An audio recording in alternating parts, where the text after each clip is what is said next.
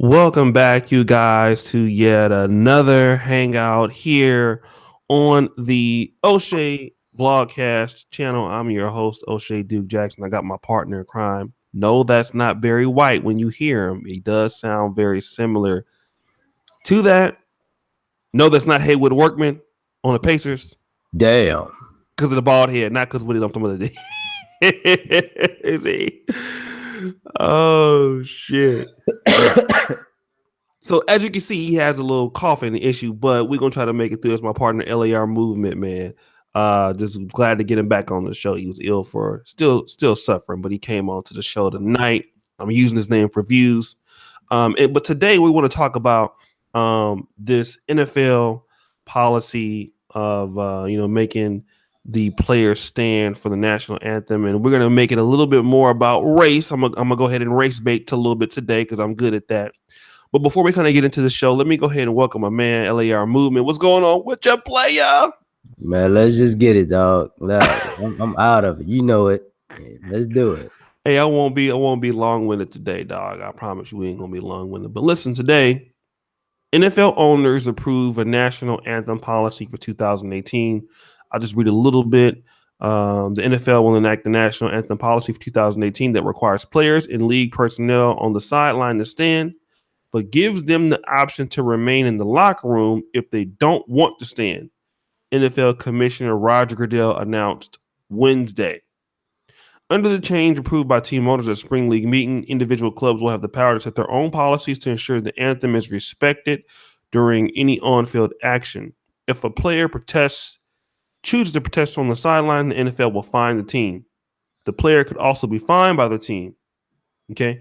Goodell said the six changes under the policy were unanimously approved by team owners who voted.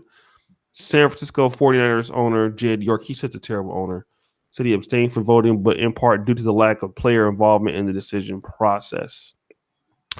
Okay, so let me hear your thoughts on this. I know some players have given their decisions on it or their opinions on it, but what do you think about this decision that the NFL has produced? It's not the decision that bothers me. It's that I know some of these owners have bitch tendencies, and so does the media. So I already know what's going to wind up happening is the players who don't come out for the anthem, the media going to start hounding them. What is your issue with the country? What is your issue with the flag? What is your issue with the anthem? Why are you disrespecting the veterans? Why are you disrespecting midget ants by not saluting the flag? So, even if a person chooses not to participate, they didn't address that part. Prior to that, though, I think they finalized the social awareness thing, the $90 million thing. So I think that happened like the day before that. So I think, one happened and people just ignored it. And then this happened to tell the fans, the players are going to stand for the anthem. But knowing most people in America are stupid, they're going to assume that all the players going to stand when all the players not going to stand. Okay. And then they're going to start flipping out at tailgating parties about who didn't show up. So, it is what it is. Sex Coons, what's up, man? What's happening? What's happening? You feel better now, LAR? You not no more sick? You're not sick anymore? You feel better? all the internet cough on your ass right now.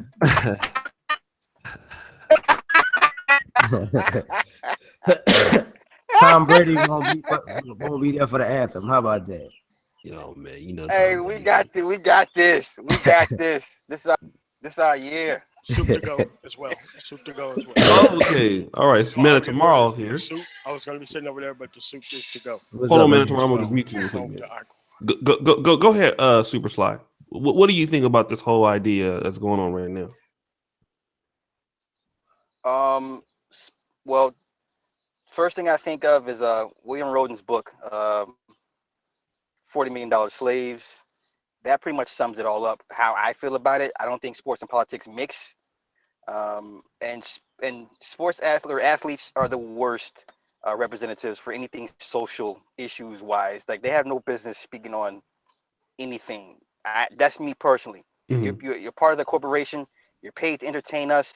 Do your job. I don't want to hear what your personal thoughts are. Do that after the job, off the job. Do Right. do it through a foundation or a charity fund or something of that nature. I don't want to see your stance during during on the clock hours. I don't care.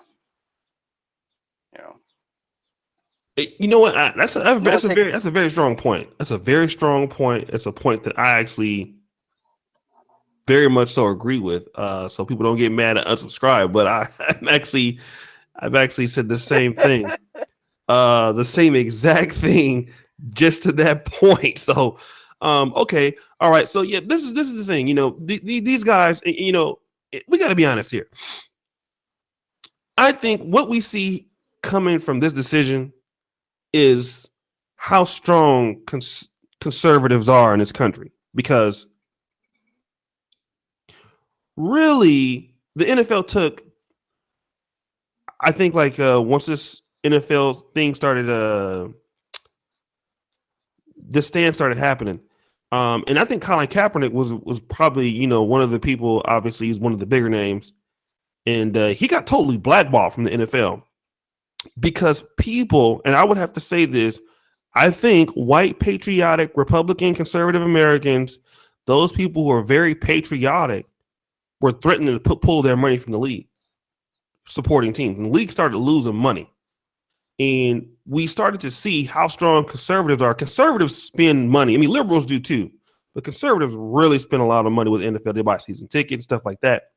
And I think that this is really a win for, in a way, for Donald Trump and the right, because it just goes to show that, you know, people who spend their money the most can get their way. And I'm actually in agreement with the decision. I'll share that. But let me go to Man of Tomorrow. Man of Tomorrow, I had you on mute for just a second. Go ahead, man, and share your positions. I'm gonna just leave out real quick and get this coffee. But go ahead, Man of Tomorrow. He's on mute. Man of Tomorrow, take yourself off mute.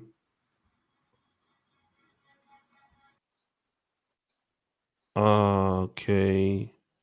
Man of Tomorrow. Okay. So Man of Tomorrow, if you're on your phone, if you you took yourself off on mute like for like a second here. But okay, well, we'll try to figure it out. If he's on the phone, all that you need to do is go to the Hangout app and kind of scroll up towards the top, and then there's a there you Can go. you hear me? Yeah, I hear you now. Can you hear me? Yes, All right. This is a wrong decision. Very wrong. Let me tell you why. Okay. The NFL Players Association is a union. If you are part of the union, let's say you're part of the local 315 or 111, your employer cannot decide to make a political decision without the players union being part of it. I know these conservatives, they think they won in the short term, but they have not won in the long term. Mm-hmm. This has to go before the players association. Like if you're part of a union, any union, your employer cannot just decide to come out with the decision that is not cleared by the union. Like they will get out in front on the media front, but I think all of these people are fake patriots because none of these people were out there when these people were shot in the streets, when these people are getting searched on the side of the roads, talking about the Fourth Amendment privilege or anything else. These people are fake patriots. And fake patriots get a large following, a very large say so in this country when they should be definitely punished. If I'm in Germany and people talk about how Nazi they are, that's the reason why they're here. Because if you're over there, you get life in prison, no trial. Over here, you can claim to be how Nazi you are. Because at the end of the day, what they want is for people to stand up for the national anthem when the national anthem does not service most of the players who play in the league.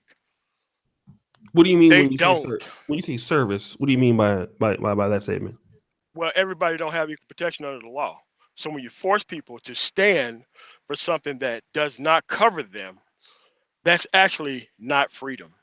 It isn't. There's nobody who can say that white people and black people and Asian people or Hispanic people are treated the same by police. If we could, it would be called freedom.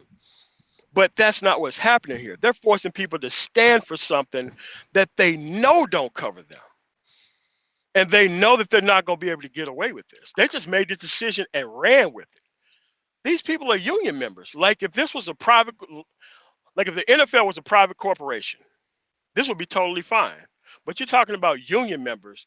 People have to vote on this. They have not voted on this. They just made the decision and pushed it out there. They know that they can't get away with this. Here's my take on it. This is what I feel, and that's going to happen. I feel that they will get away with it because, number one, they can. I think that's what you're going to see eventually. I think that what you're probably going to get from the players' union is that a very small percentage of the players are doing the wanting to disagree with the flag thing or kneel. I think that's a very small percentage of the players' union as it is. I think many people probably don't care. And it's only a small percentage of people who are out there. I think the Kaepernick thing, it shows what can happen even if you have the players' union, that a Kaepernick thing for you is as a player, if you fuck with us, this was going to happen to you. Yeah, hiding behind the military. That's not cool.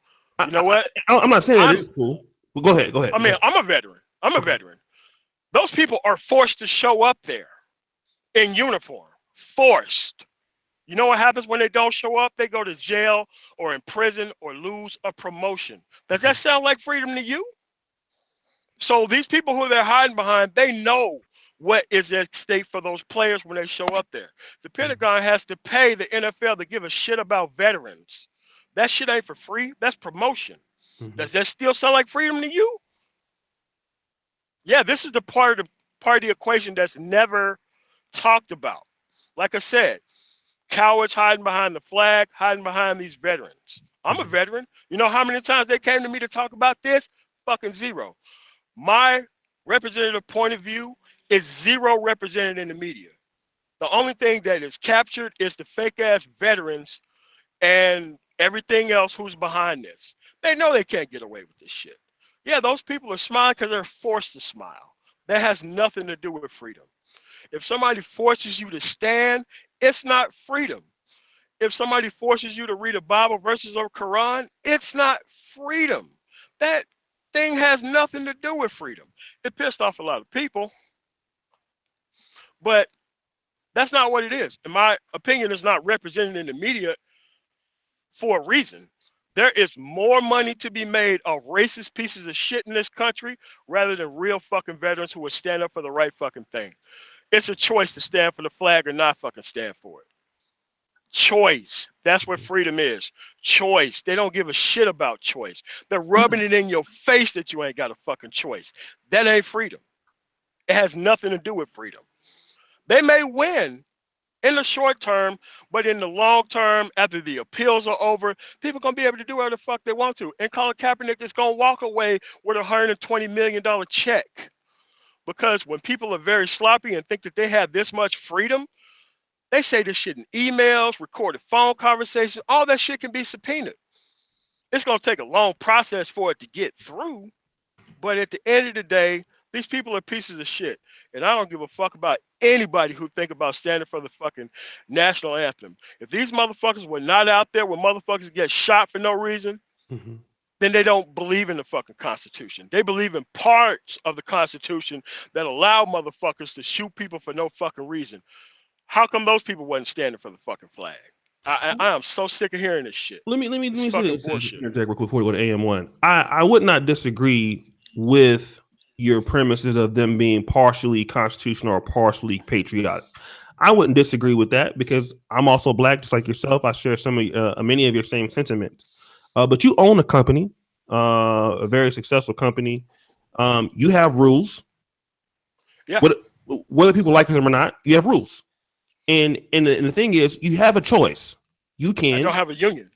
Okay. Well, the thing about it is this: whether they have a union or not, and I think this is going to stand because other NBA unions and stuff have done. Like David started the same thing with you guys need to dress a certain way. That was against their rights too. Guess what? niggas is wearing suits all the time in the NBA. Because they voted for it. But here's the thing. The fact of the matter is this. If you don't like something,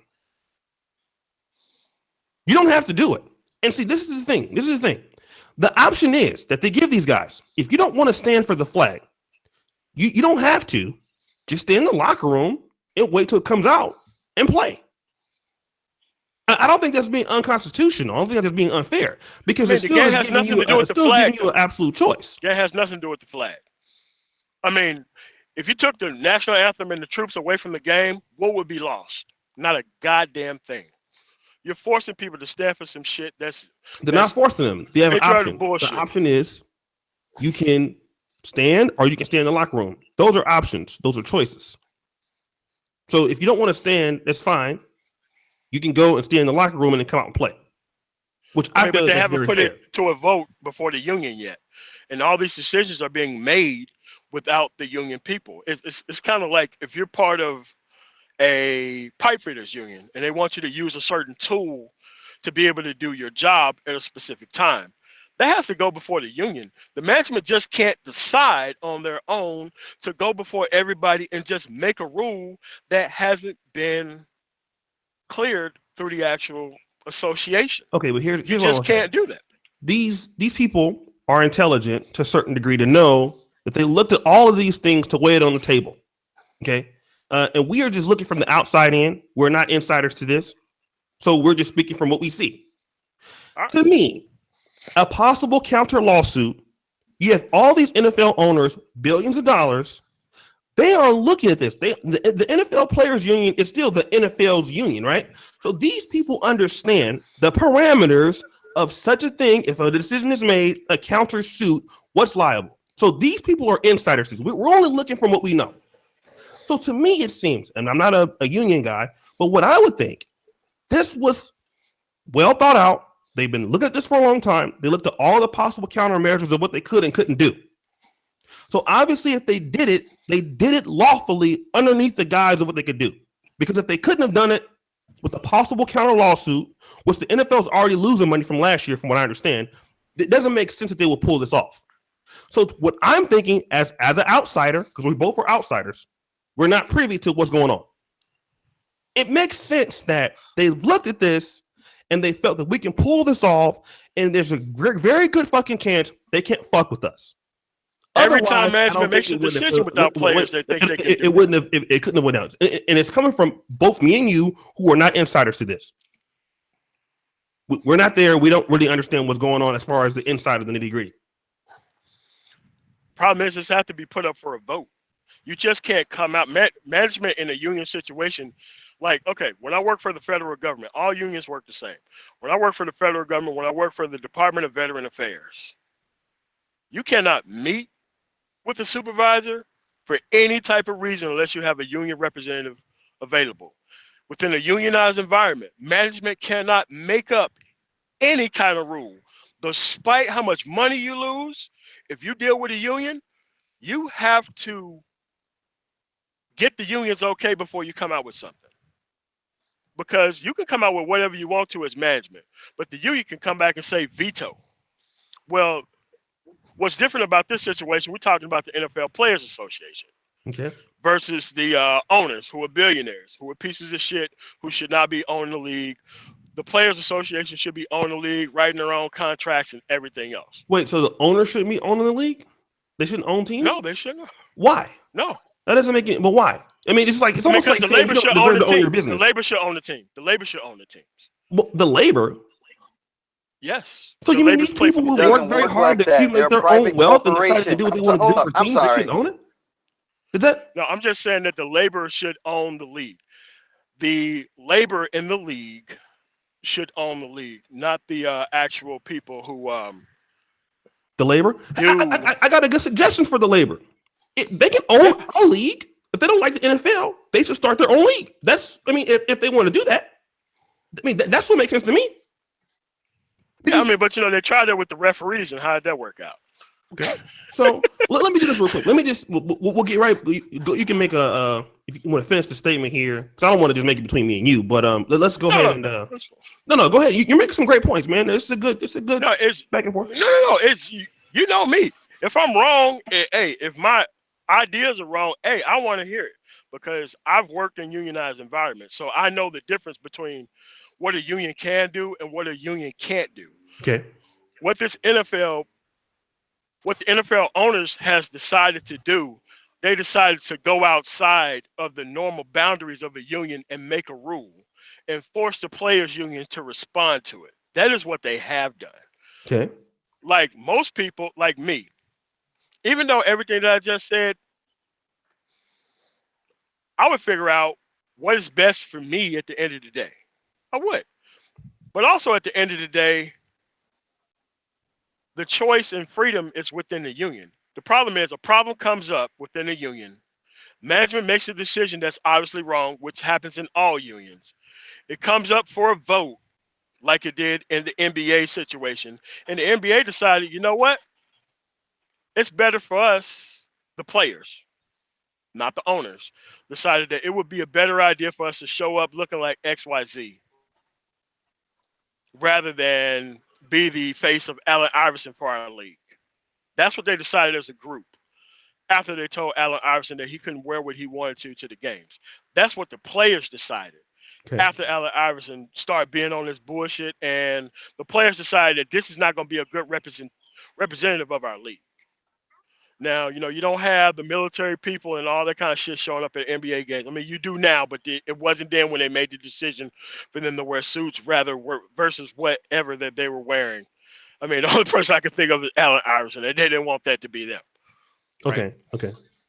Let me do So, this. Let me go ahead. I'm sorry. Yeah. One last thing to say. No, that's it. Go ahead. Okay. Okay. Let's go ahead here and go to AM1. Welcome in AM1. We have some pretty good discussions here. I want to come off mute. What's good, fam?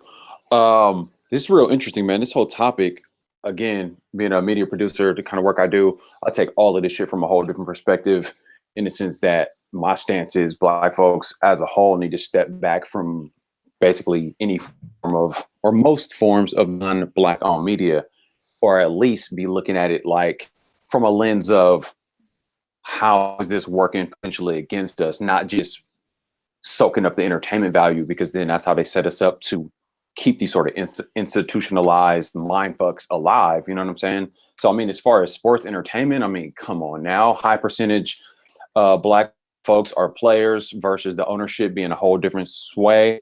I think that's unacceptable. I mean, Kaepernick was doing the whole protesting, kneeling based on the shootings, but I'm like, it seems like a sort of an improper forum. I get the idea, but it was bound to just rile some shit up. Like, he should have been hollering about the disparity in ownership.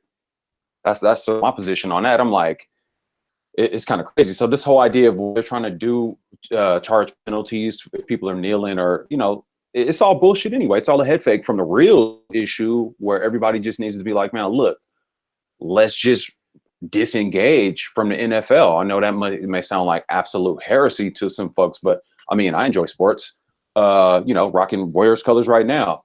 But I mean, at this point, I don't know, man. As far as the position for Black folks, I'm like, we need to back up off all this shit from music to sports, entertainment. We need to lock it down. For the most part, folks are making billions of dollars off our talent. We need to own and control that, commoditize that. I mean, we in the last leg of the race and it looks like we losing. I'm like, let's back up all the entertainment and really what's good. That's a good point. That's a good point. Okay. And man, tomorrow bought some pretty good things here. I know that there's going to be some big disagreements on this particular show, especially I know Super Sly is right there. So let's see what Super Sly got to say, 75, and then we'll go to LAR movement. I got some questions to ask the panel. So go ahead, Super Sly.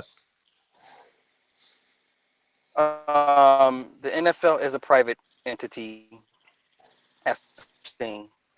Second thing is, did y'all forget when they locked the players out a few years ago? Right, that was technically illegal under labor laws. But guess what? They got away with it. Thirdly, if you are a corporation, you sign a contract, you would be holding to the contract honor. That's why they have morality clauses, all these other stipulations in the contract, because you represent the corporation. This is not about politics. Take the politics out of the sports. That's the problem. Also, yeah, my daddy's union man. So there's differences in how unions operate with private, public, and military situations. They're similar, but there's differences as well. So at the end of the day, they sign a contract, honor the contract. If you want to protest, do that shit. And other forms of there's other ways to protest instead of trying to do it on the job. They have a choice. Room, come out in the field. So that sounds like a choice. This whole freedom thing, I don't know how we got to this, what's freedom or not. That's a whole nother military and how they view the soldiers. That's a whole nother get down. So how what's understand? You work for a corporation. You sign a contract. That's what they pay you to train. They pay you to play. Do your job. End of story. You don't like it, don't play. Take the fine, whatever. It's really just that simple.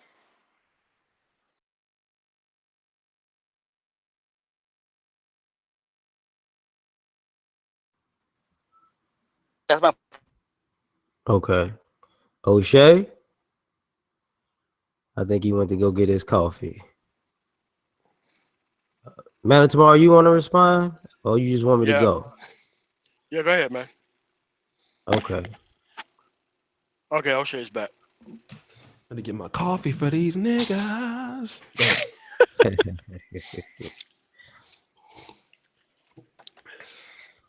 So I'm about to say some things right now. Man, take your left out.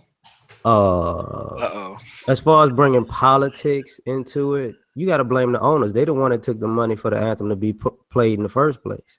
They brought the politics, and I think this is part of the problem. I know the golden rule is he who has the goal makes the rules, but in this NFL part, the NFL owners have a history of making rules that they want other people to hold on to and breaking those very rules and then breaking the ones they make up right afterwards. Mm-hmm. So, if they don't want to bring politics into it, give the money back and don't do an anthem. If you're gonna keep the anthem and keep taking the money and then say we don't want y'all to be political, that's a problem. Same thing when y'all was talking about the Allen Iverson thing. It's funny how Allen Iverson was dressing like an athlete and that was too hood. But now you can dress like a girl and it's okay. Yeah. I mean, a couple weeks ago, Nick Young walked into the game with a bathrobe on and some shorts. That's not against the dress code.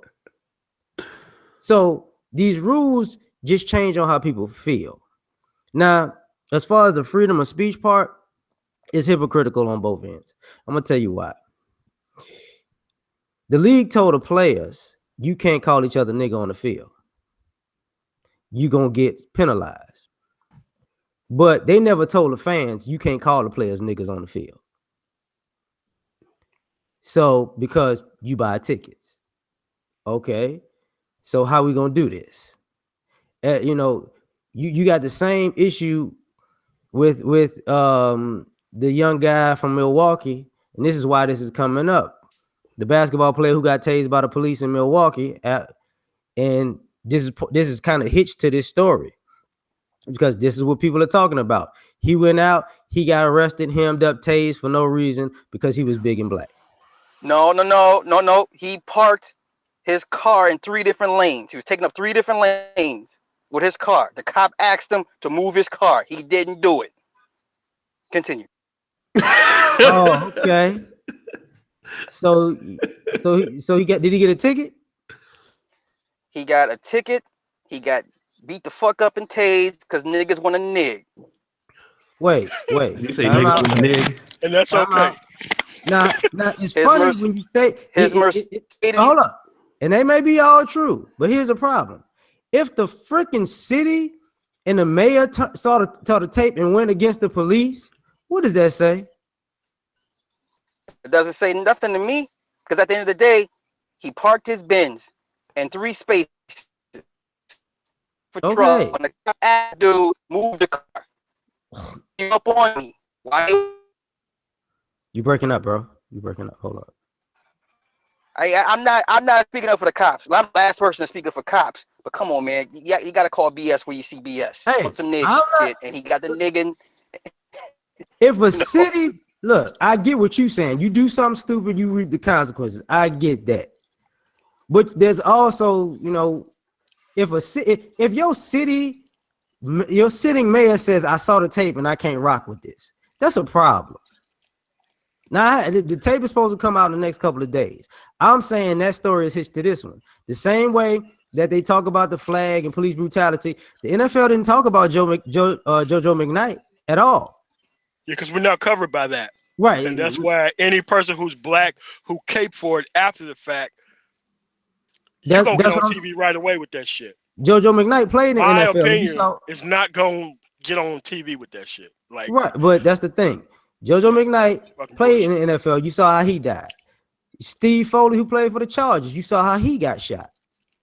You get what I'm saying? So for people to act like, okay, like for me, if the owners say, you know, if you stand on the field, if you decide to stand on the field, which they said, if you decide to stand on the field, you got to stand for the anthem. If you don't come, then you ain't got to stand for the anthem. My issue is, if you don't want business, if you don't want politics or certain type of business ties in your business, and you're the owners, you shouldn't introduce the shit. Stop bringing the military. Military motherfuckers want to go home after they fucking done with work. They don't want to be sitting there on a goddamn field. I didn't. All this bullshit I had to do after fucking work. Like, they don't talk to other motherfuckers who's acting on the field. How many times have you seen somebody had a microphone up in front of their face, like, what would you be doing right now if you wasn't on the field being a fucking prop right now? That type of shit don't fucking happen. These people don't give a shit about freedom. They don't give a shit. They give a shit about rubbing it in their fucking face that you have to stand for our fucking song, even though you're not included in it. That's what they want you to do. Period. They don't give a fuck about freedom. Dude, if they give a fuck about freedom, it would be a one-to-one issue, and every time this shit happened, that they would be out there. NFL included. But you have to choose your battles, though. And you can't say choose your battles and then turn around and say that you give a fuck about freedom and then turn around and say, the freedom points have ran out this day, so we just going to take an L. It's either you have freedom or you don't. And people who go to the patriotic shit first, I don't fucking believe them. I don't buy it. It's too much shit that's going on in this country that is based on the violation of the police. And if it wasn't for Enterprise Rent-A-Car, last week, we would have totally lost the Fourth Amendment. I'm not sure if y'all remember the case, but the police went and searched somebody's car that they weren't supposed to. They found a whole bunch of shit. But if that dude was a regular dude who did that in his regular car, despite what they found, they went over the constitutional boundaries for that. You know what happened when they told him that they couldn't use any of that shit in court? You know what happened to the cop? Fucking nothing. Which means he violated that dude's constitutional rights for no fucking reason. I didn't hear any fucking NFL owner say shit about that. NFL owners don't give a shit about nothing but appeasing the least common denominator to make money. And you're not going to fucking use the military to fucking do that. I'm sorry. You're going to have to pull them motherfuckers off the field and make your morality play. You're not going to do it behind them fucking troops who can't say shit about nothing. I mean, you know, that's the shit that I have a problem with. Let me jump in this real quick. And I think what I'm going to say is going to be very, very controversial. And I don't know how many controversial things I've said on YouTube. I'm at least in the 2,000 or 3,000 things that I've said controversial. You know, I've been living in Poland for 3 years.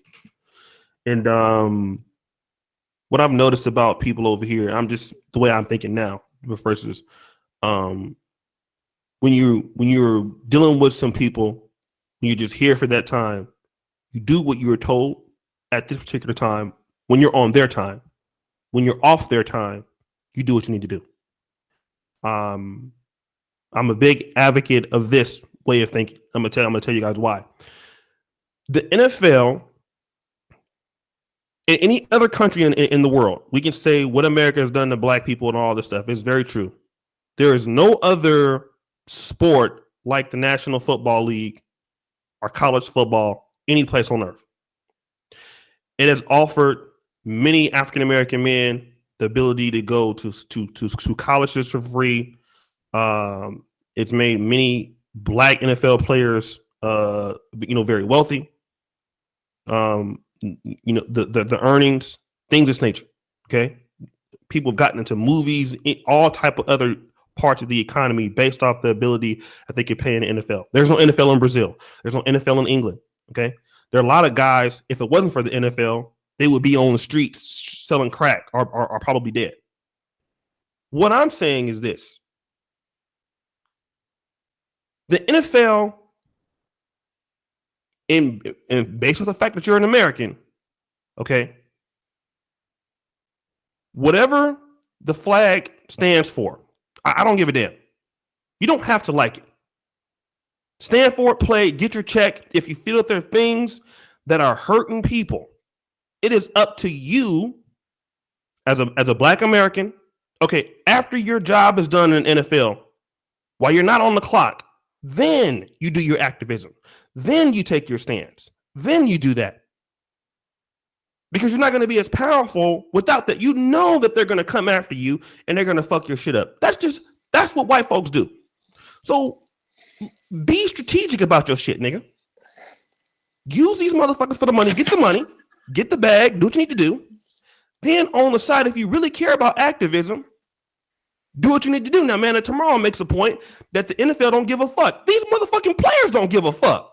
You think these players give a fuck if somebody might get killed on the street? Fuck no. Talk about the NFL gonna give a fuck. These niggas don't give a fuck about a goddamn thing in their communities. More so than the NFL. The NFL probably do more for black communities than any of these motherfucking niggas do. Let's be honest. And the reason why the NFL Players Association it can't do shit, because I'm gonna say it like this: they got some dumb niggas running it. The NFL owners know that these niggas don't know what the fuck they're doing, and that's why they gonna get away with it. If we want to talk about the NFL not giving a fuck, these players don't give a fuck either. Okay, all that fake ass shit. Because you know what real activism is? Real motherfucking activism is in the fucking streets. It's not with no goddamn fist. It's not with no, kneeling for the flag. That's fake ass shit. You know what real niggas was doing back in activism? Getting bit by dogs and water hoses and shit like that. Going to jail. See, that is real activism. Doing this is that's for Instagram. that's for the pictures and the photos and shit. I mean, you want to talk about them not giving a fuck? The players don't give a fuck. Black people don't give a fuck about what's going on in black neighborhoods. Okay? And we got to address that shit because we are going to get treated as we allow them to treat our motherfucking asses. And that's why they get away with the shit. And the NFL is going to treat you the same thing with women's rights. Why the fuck are they wearing breast cancer ribbons and shit now? Men complaining. You know why? Because the women push up on them motherfuckers and make them do that shit. Black people, we don't make nobody do a goddamn thing for us. So why the fuck should they do it? They not gonna do it. Because we don't give a fuck about the shit. And that's the real issue that don't nobody on this panel want to fucking talk about tonight. That them black players, all they give a fuck about is getting them some little shine because they got the helmet on, right? So the bitches can't see them with the helmet on. The bitches can't see him. So take the helmet off and do this shit. That's some more free pussy for him. That's what these niggas is concerned with. Let's just be real. Kaepernick was raised by two white motherfuckers. These other motherfuckers, you wouldn't even know who he was unless they did that. This is a publicity goddamn stunt.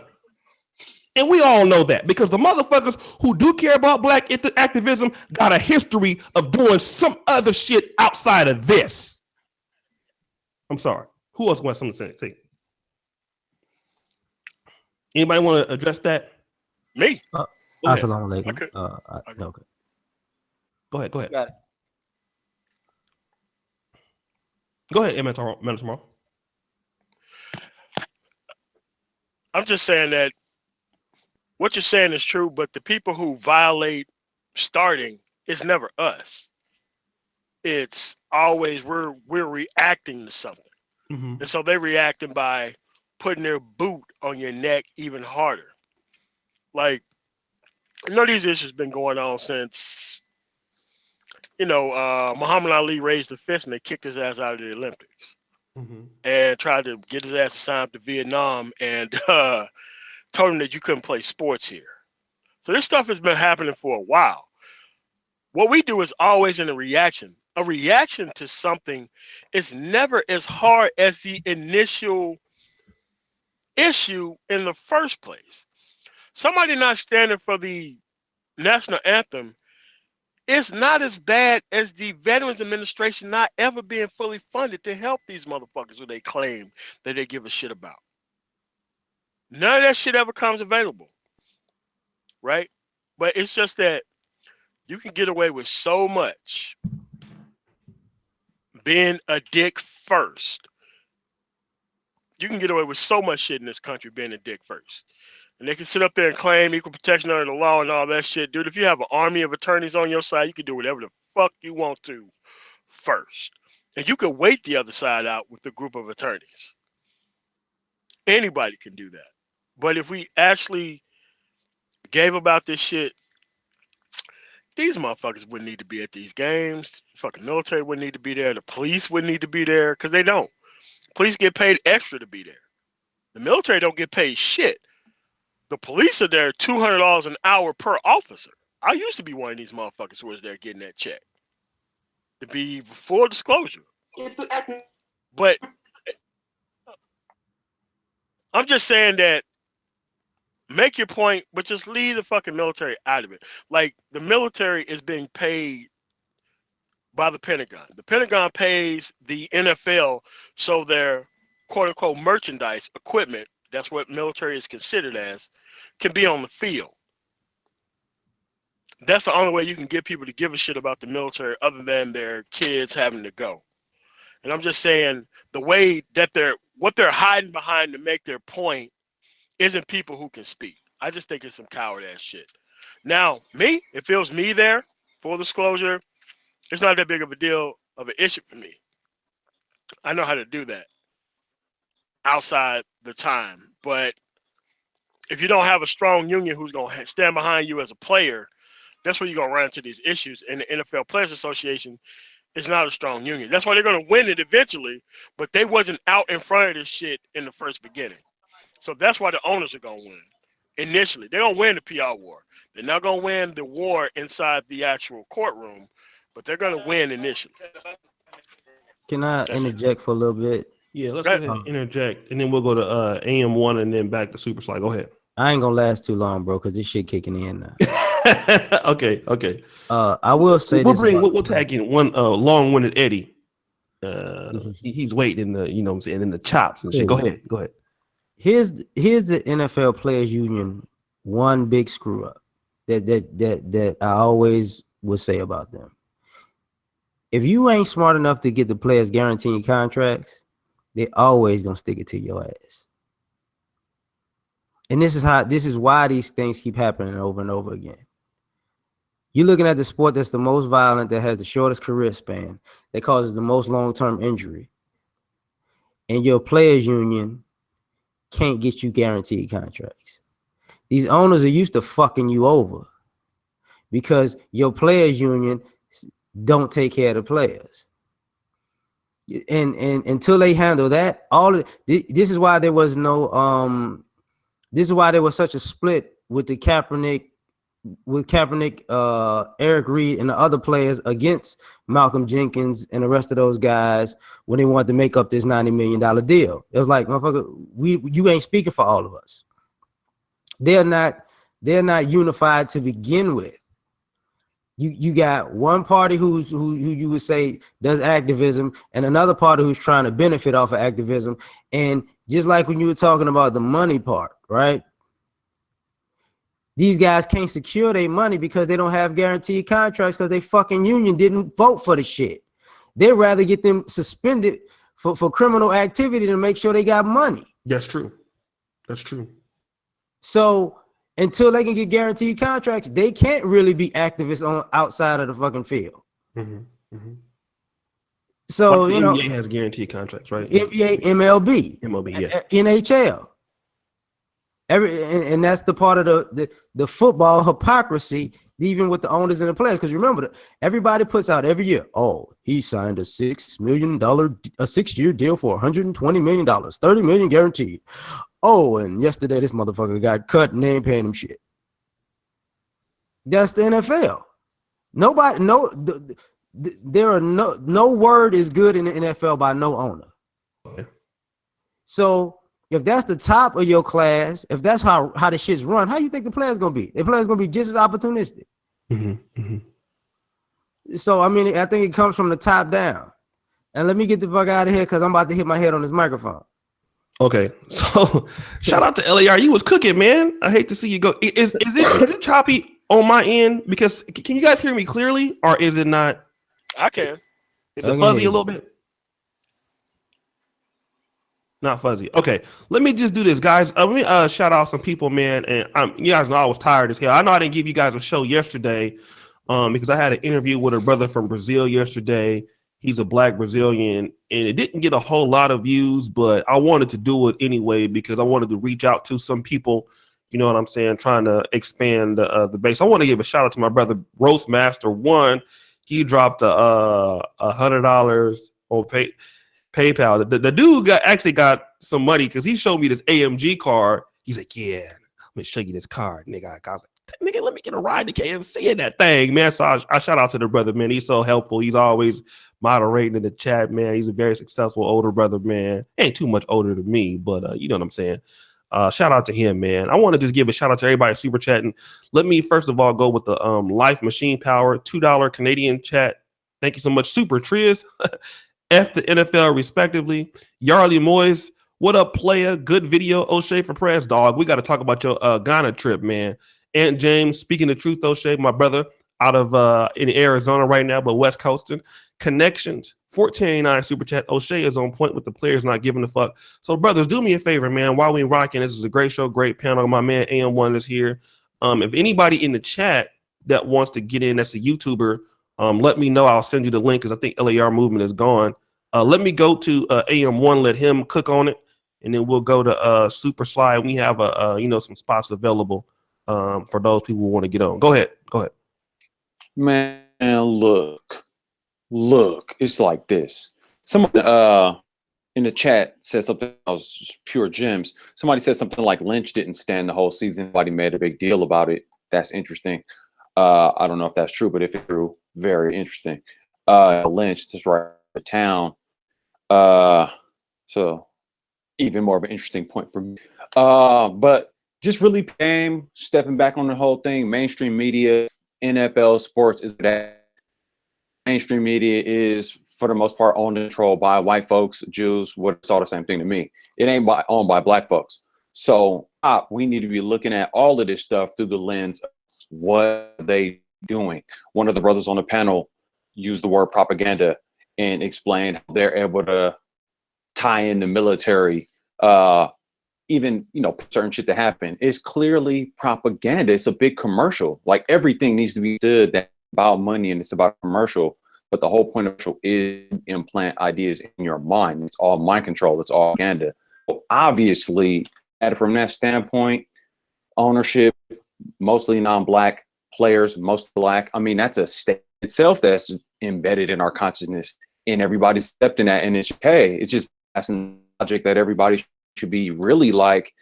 That should be on everybody's mind. Why are the players getting all the white? Like that should be a dinner table discussion every game, Monday Night Football every Sunday, or is just slipping and sleeping and snoozing. One of my notes I put down. This Nick thing happened, if I'm not mistaken, right before or along with the election year thing that was clearly racially charged. We had Hillary coming in with the Trump thing. A lot of stuff was popping off, how the shootings were popping, how they've kind of died down.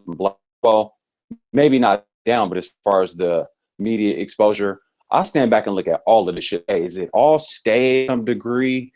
The shit with Kanye, and then happens that Donald Glover happens to drop a week later. So did those projects just coincide? So, I mean, I stand back and look at the whole holistically. from the point of, if there is a WS system, mainstream media is their mind control arm of the system. So we really got to be PM on that and really saying, all right, well, entertainment, I mean, if we really behind, since the soldier said we at war, if we really at war and we're as behind as we know we are, then we got to understand they're going to use every tool they possibly can to keep us locked down. And this entertainment ball shit is nothing but a distraction, because unless you are directly winning off it, I've actually made money fucking around with the NBA and the Warriors. My dude D Sharp is the DJ for the Warriors. So I've collabed with him, done different events. We've made money, helped each other out, getting it in like that. In that sense, it's the grand scheme of things. We don't really own and control it. I mean, Sharp doing moves with the Warriors, he DJs the games, him trying to sort of use that to his advantage, money. They don't really like to fuck with him on that level. You so kind of having that little insider scoop, it lets me know they got us locked out, basically what I'm saying. So I mean, points of propaganda to the potentiality that all of this whole shit we're seeing in mainstream media is orchestrated. This whole Kaepernick thing, I do not put it past that. My questions for all of this is, if it's true, then that is a high probability. ABL saying there's no WS system. I say there is. I dropped a few gems on them that you just got to raise some questions. I like to talk to him more about that. But if this is part of the WS system and it's dumbed down, how many of us are willing to ditch the NFL and the NBA and set that shit down and focus on really building? I mean, that may sound crazy. I don't know. I mean, I used to be on it, but the more I unplugged myself from it and focused on building myself, my life is looking lovely. I don't know. So, I mean, a few points there, but just taking notes. O'Shea. I'll leave it at that. Let's see what the brothers think about that. Nah, Okay. y'all dropping gems. So I'm trying to rock with y'all. You know what I'm saying? You dropping them, dog. You're gonna be a regular on this thing. Player. All right, let me do me a favor, guys. It's 230 people watching. Not enough likes going on, man. You know, I love the likes. We got, you know what I'm saying, very intelligent black men here. You know, we do this almost every night. So at least like the video, because I got up at 2 a.m. to do this shit. So give me a free like, nigga. Like Super Slide. He might get mad, but get the likes up in this motherfucker. You know what I'm saying?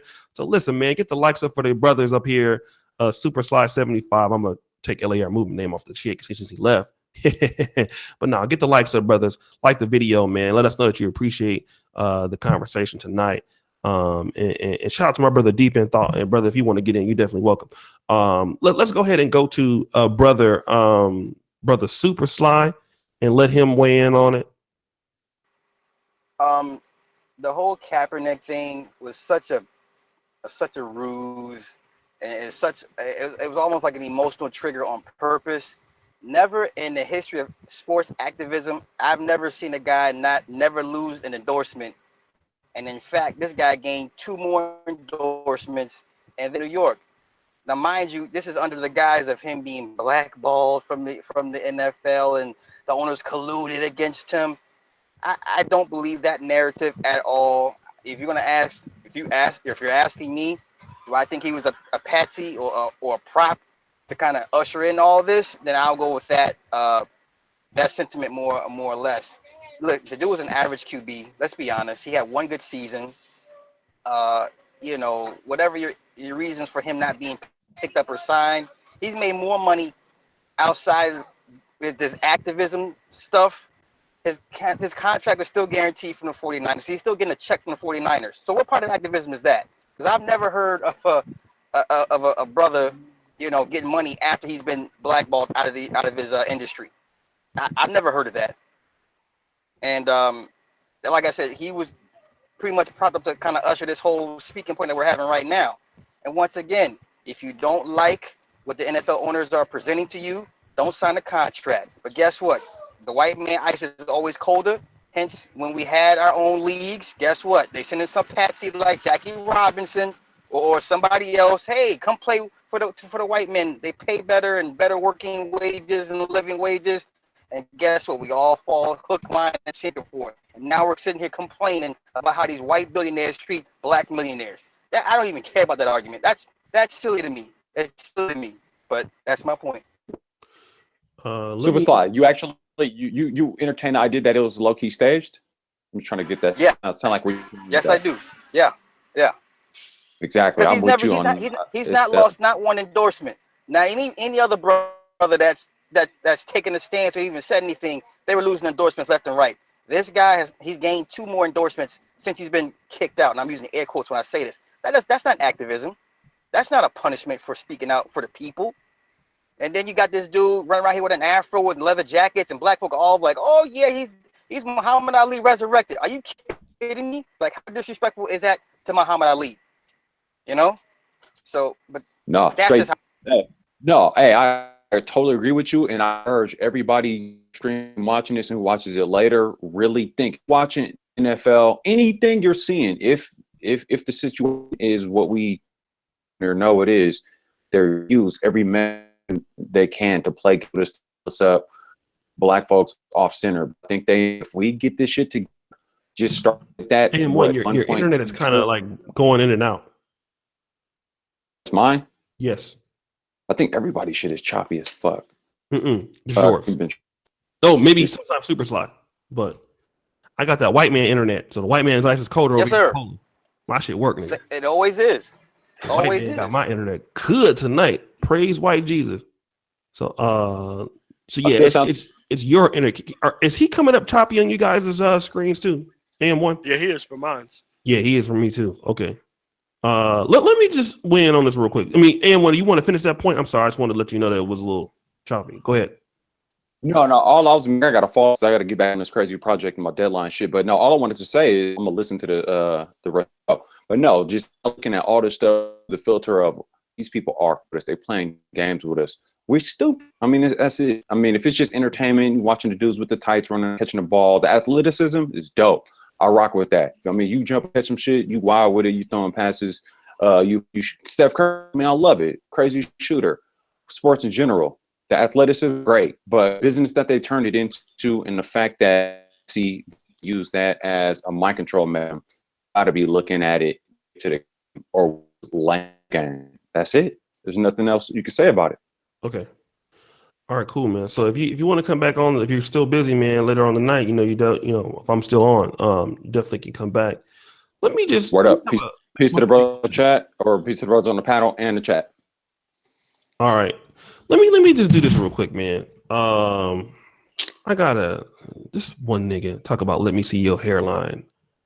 Nigga, let me see your mama hairline. Shit, she wearing a weave, nigga. The fuck you talking about?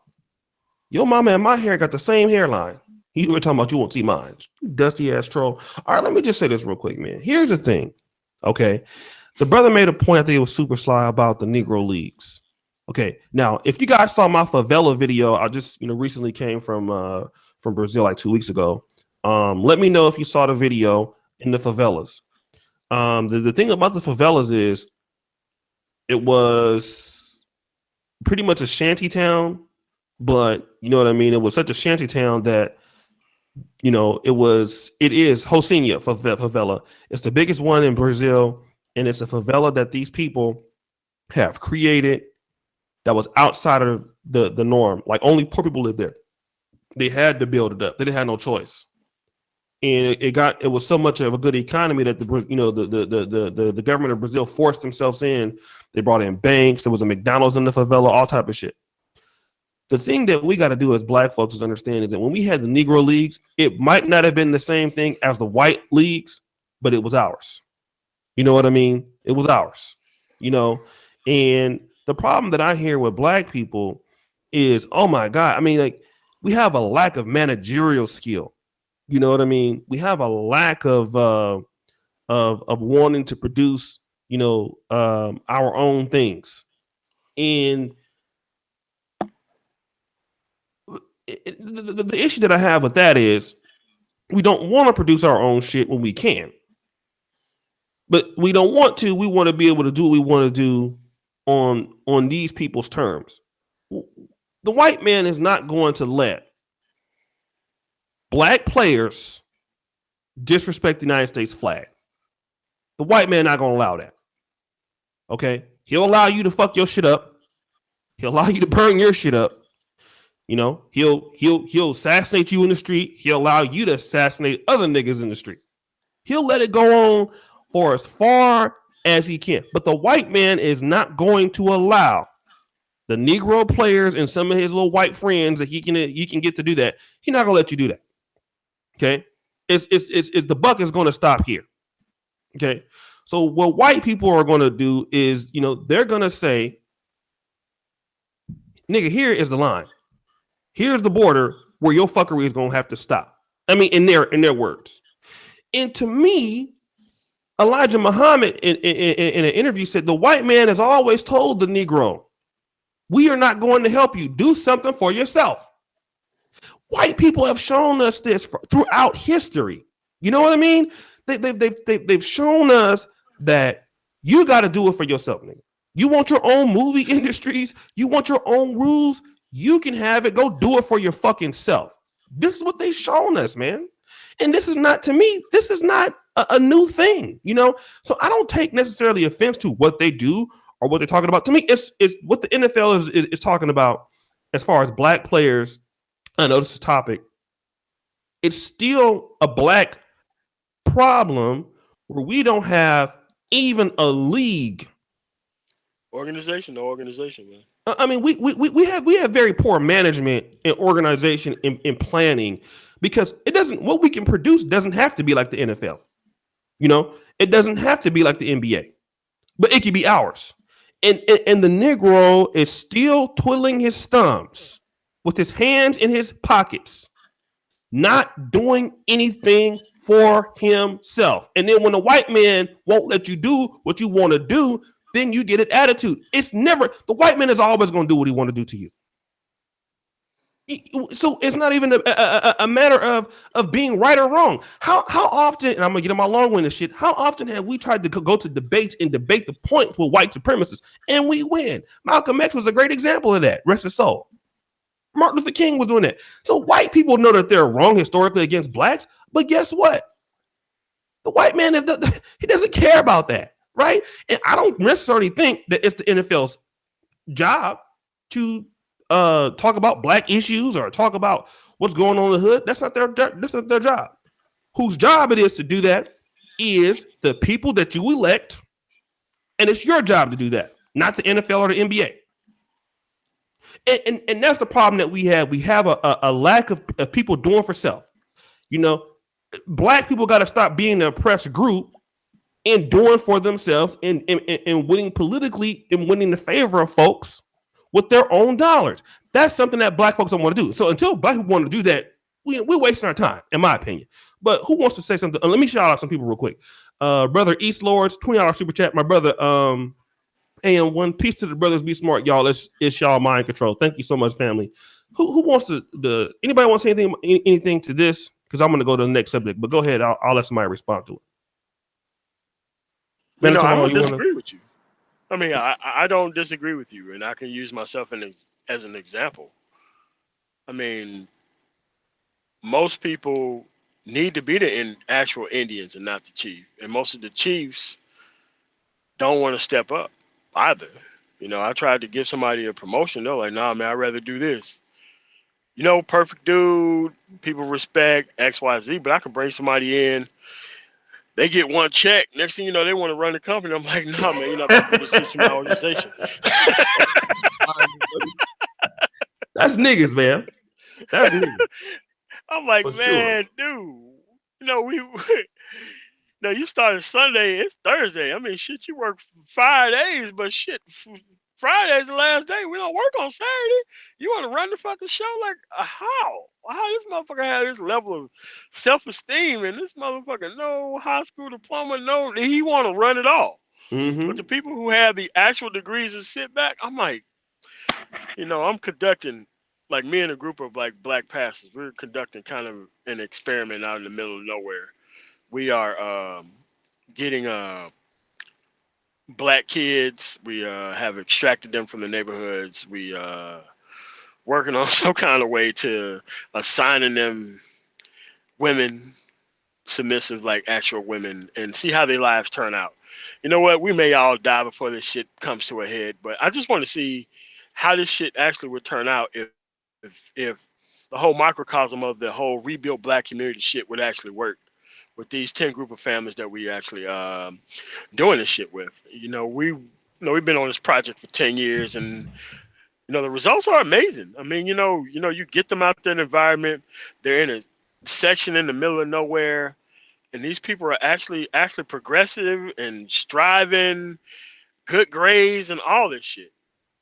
So it can happen. It's just that we got to be able to completely separate from motherfuckers around us before we can be able to even do this.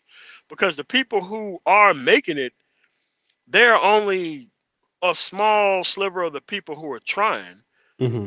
you know? And it's kind of like, people see LeBron James. They don't see the time in the weight room. They don't see the 3,000 shots he shoot a day. They don't Mm-hmm. see any of this shit that dude sees, but they do see the greatness that he performs on the court when it's actually time to perform. Mm-hmm. And that's something that you have to instill and grow, and you can't particularly have that with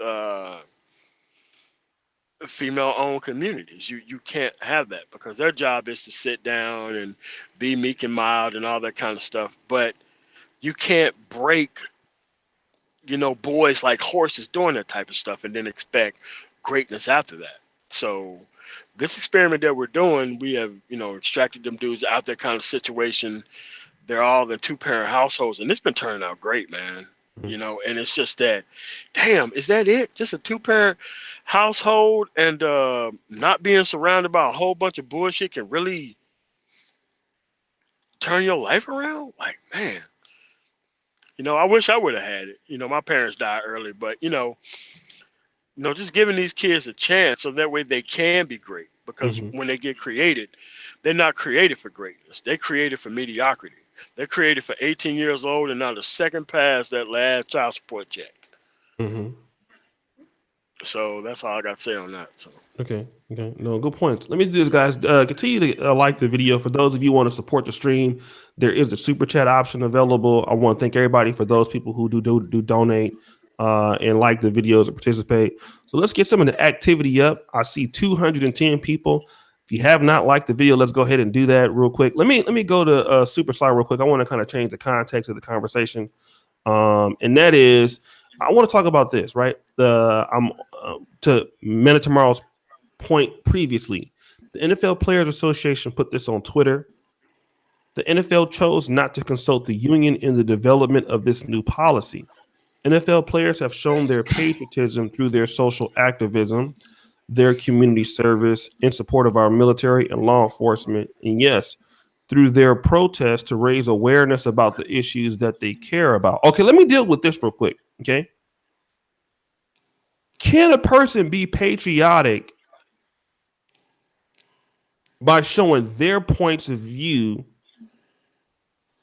In other words, can you be patriotic and not necessarily stand for the flag, but supporting social activism through what you see as injustice? Let's talk about that real quick. I want to talk about because certain peoples have different patriotism is a subjective term. Do you think that these players who have this vantage point, don't want to stand for the flag, are they still being patriotic to, let's say, Black America? Even though it doesn't exist in those terms, but what would you say about that? Technically, to me, no, because if your check comes from a white employer and you're not taking his money and putting it back into your community, then no, you're not being patriotic. You're being patriotic to them and their system, but not to your people. So we got all of these millionaire athletes and no collective wealth, right?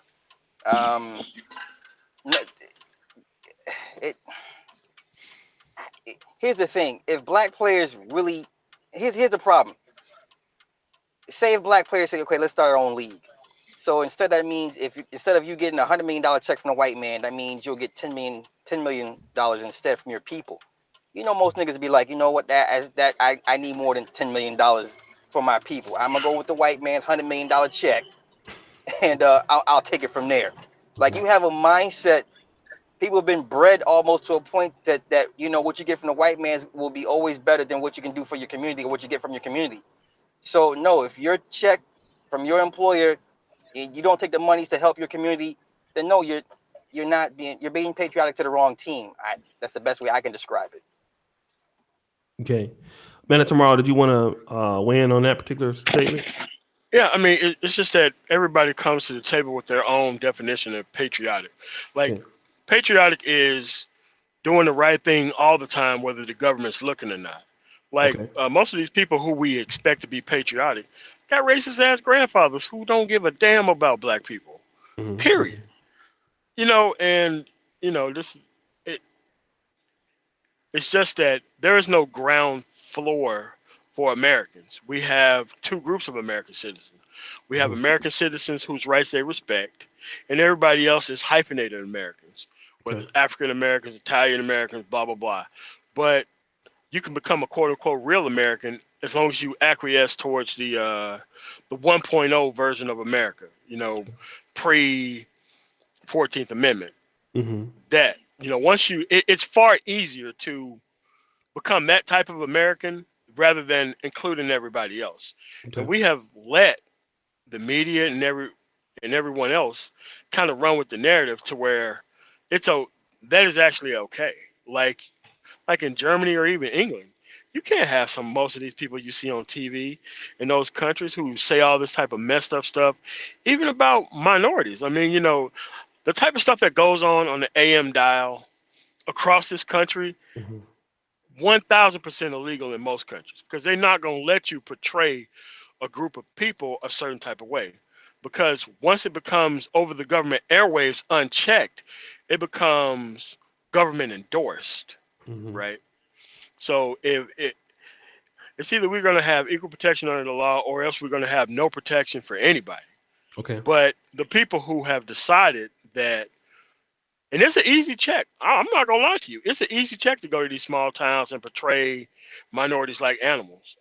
Man, it is an easy paycheck to make, but it should be nothing that should be government endorsed by letting these people go over the airwaves and do that unchecked. That's all I got to say. Okay. Then let me do this real quick, right? Because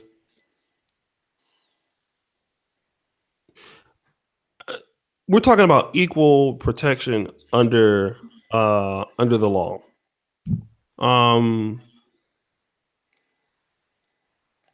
How can I put this for the next question? Because I know what I'm trying to say, but for whatever reason, the words are not coming out. So I want to know this. Now, people could say at a certain time there were issues where blacks couldn't do the same things as whites. I was listening to Jordan Peterson yesterday. He's a conservative white guy, seems like, and he had some talking points. Why there's no more such thing as white privilege. It's interesting, but this whole thing that blacks are more oppressed under the law in 2018. Many people say, especially some conservatives, black conservatives, Anthony Brian Logan, some white people say, hey, there's actually more things of black privilege than it is of white privilege in the United States. White people are actually their rights are being taken away. Because you have gay rights, you have certain rights for black people, things like this, and white people are actually being more pushed out of the system than before. So I guess what I want to know is let's start with Super Sly. What these guys are protesting about. It would make more sense maybe in the 1960s. That's the positions that I'm hearing now. It's 2018. What are you guys complaining about now? Like, really, the issues that you're having as blacks is because of your own fault, your own recognizance, in so many words. So, in your opinion, are blacks getting, for the most part, equal protection under the law? In 1 second, Sam Prince, do not orange me. Okay, let me stop the show real quick. If you guys want to get my attention in the chat, the way to do it is how this chat works. It's called the super chat button. Okay. So it doesn't cost a lot to do that. Don't orange me, because what you do is you're disrespecting anybody who supports the stream. Okay. So if you want to get my attention, then you get the attention by hitting the $ super chat button and making it so that don't orange me. You will get banned from the channel. Okay. All right. So go ahead, Super Slide, and weigh on that. I'm sorry, bro. What was it? the main part of the question The, again. the main part of the question is this. I'm sorry, I know what's coming out rambling, right? But you know how they will say now in the 60s, okay, for the NFL players to take a stand, that makes sense. 2018, you have blacks, you know, doing many of the same things as whites. There's probably more black privilege than there is white privilege now in today's age. You know, blacks are wealthy. Where is the racism in America now? So that's what a lot of people are saying. Like, it doesn't make any sense because these police brutality shootings. One could argue that these guys like Mike Brown or people like that, they kind of cause them on themselves, stuff like this. So in other words, these guys are really protesting for nothing because black people got it good. There's no racism anymore. What would you say to that?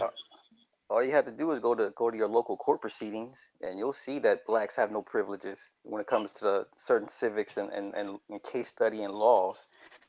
I mean, we're still in the books as 3/5 of a human. They never rescinded the Dred Scott decision. They never rescinded it.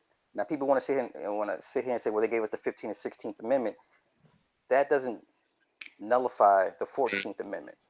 When if you deem an amendment out of touch with society, you either rescind it or you pretty much cast it out.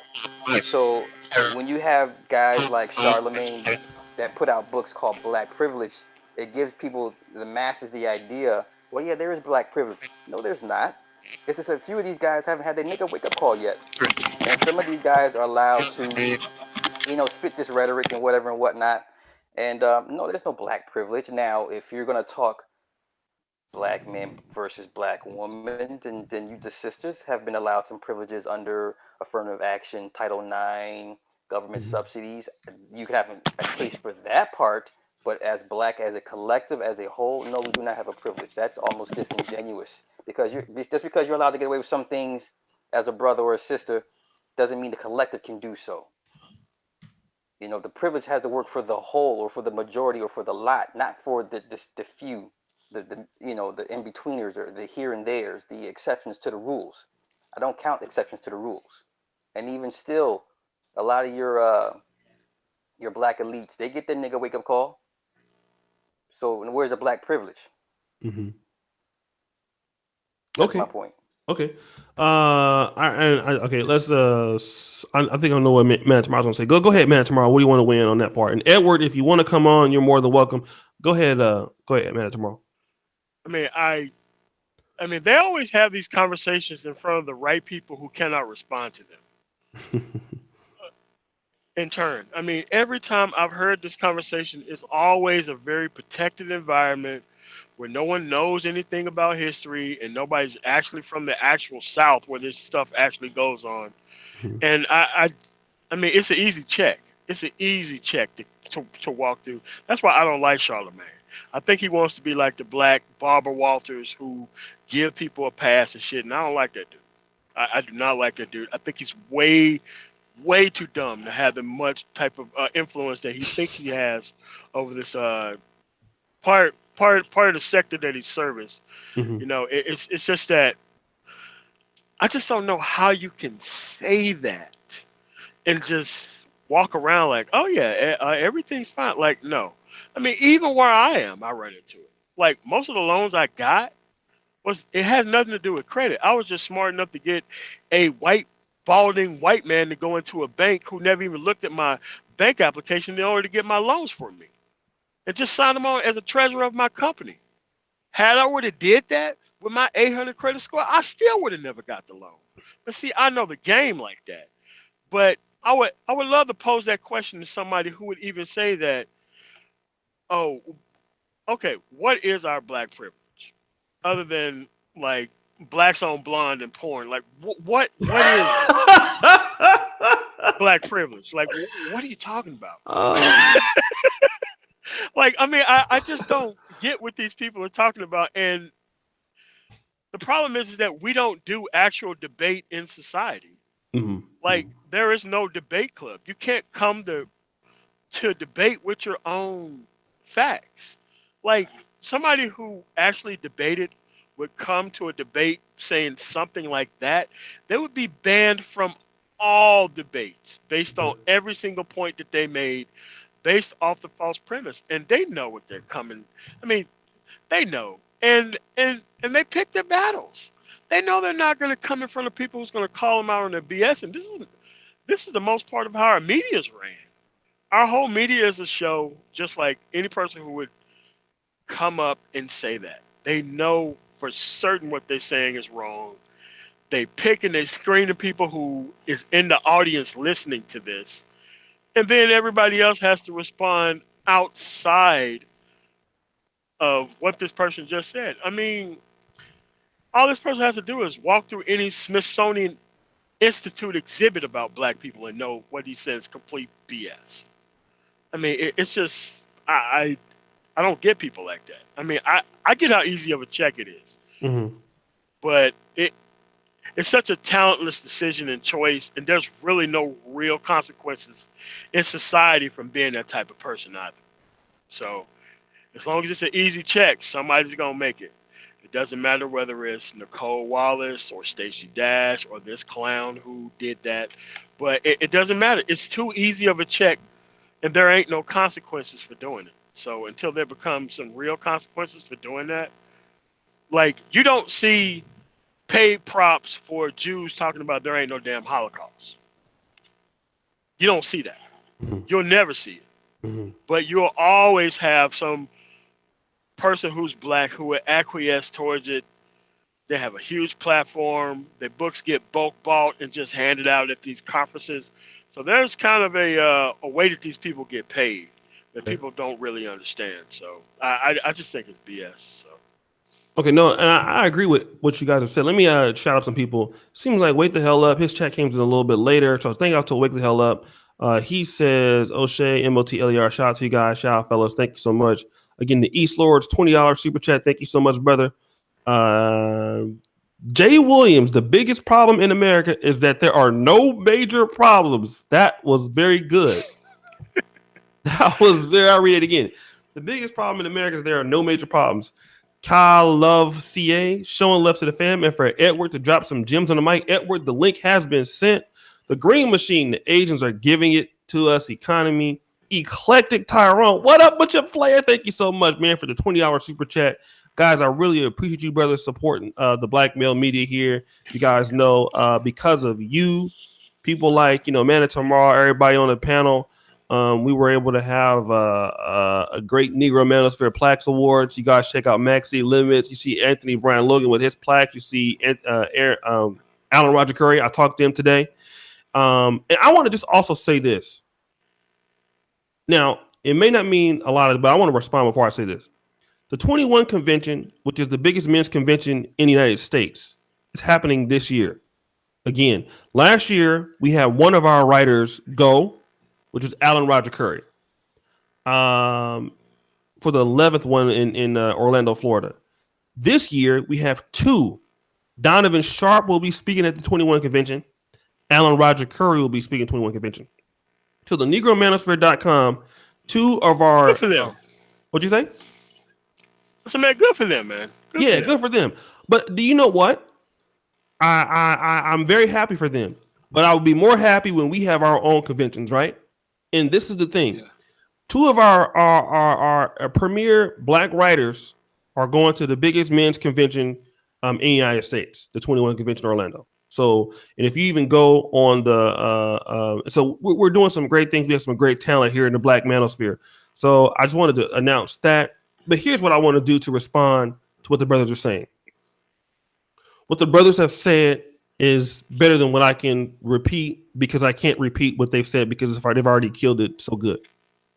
The issue that I would have is we know that there is a issue, right? And it's the same issue that faces blacks in every country, Brazil, United States, that there is a system that is set up to put blacks towards, I believe, at least make them more likely to go to prison, more likely to be poor. Because blacks are poor, blacks are more likely to commit crimes, blacks are more likely to. This is by design. This is not that genetically blacks are just more inferior. I don't feel that, right? The issue is this: the best way to overcome it How do you overcome situations when you are behind?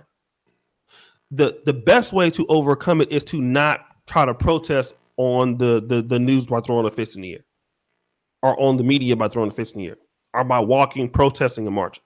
Okay, people who have been behind historically. If you look at places like I think like Bosnia is doing pretty good right now. You look at countries like Botswana, which was the poorest country in the world 55 years ago, now one of the best countries in Africa.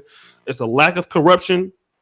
You have very smart people thinking of things for the whole community, solving problems, and then you have intact economy and intact family, like what MOT is talking about.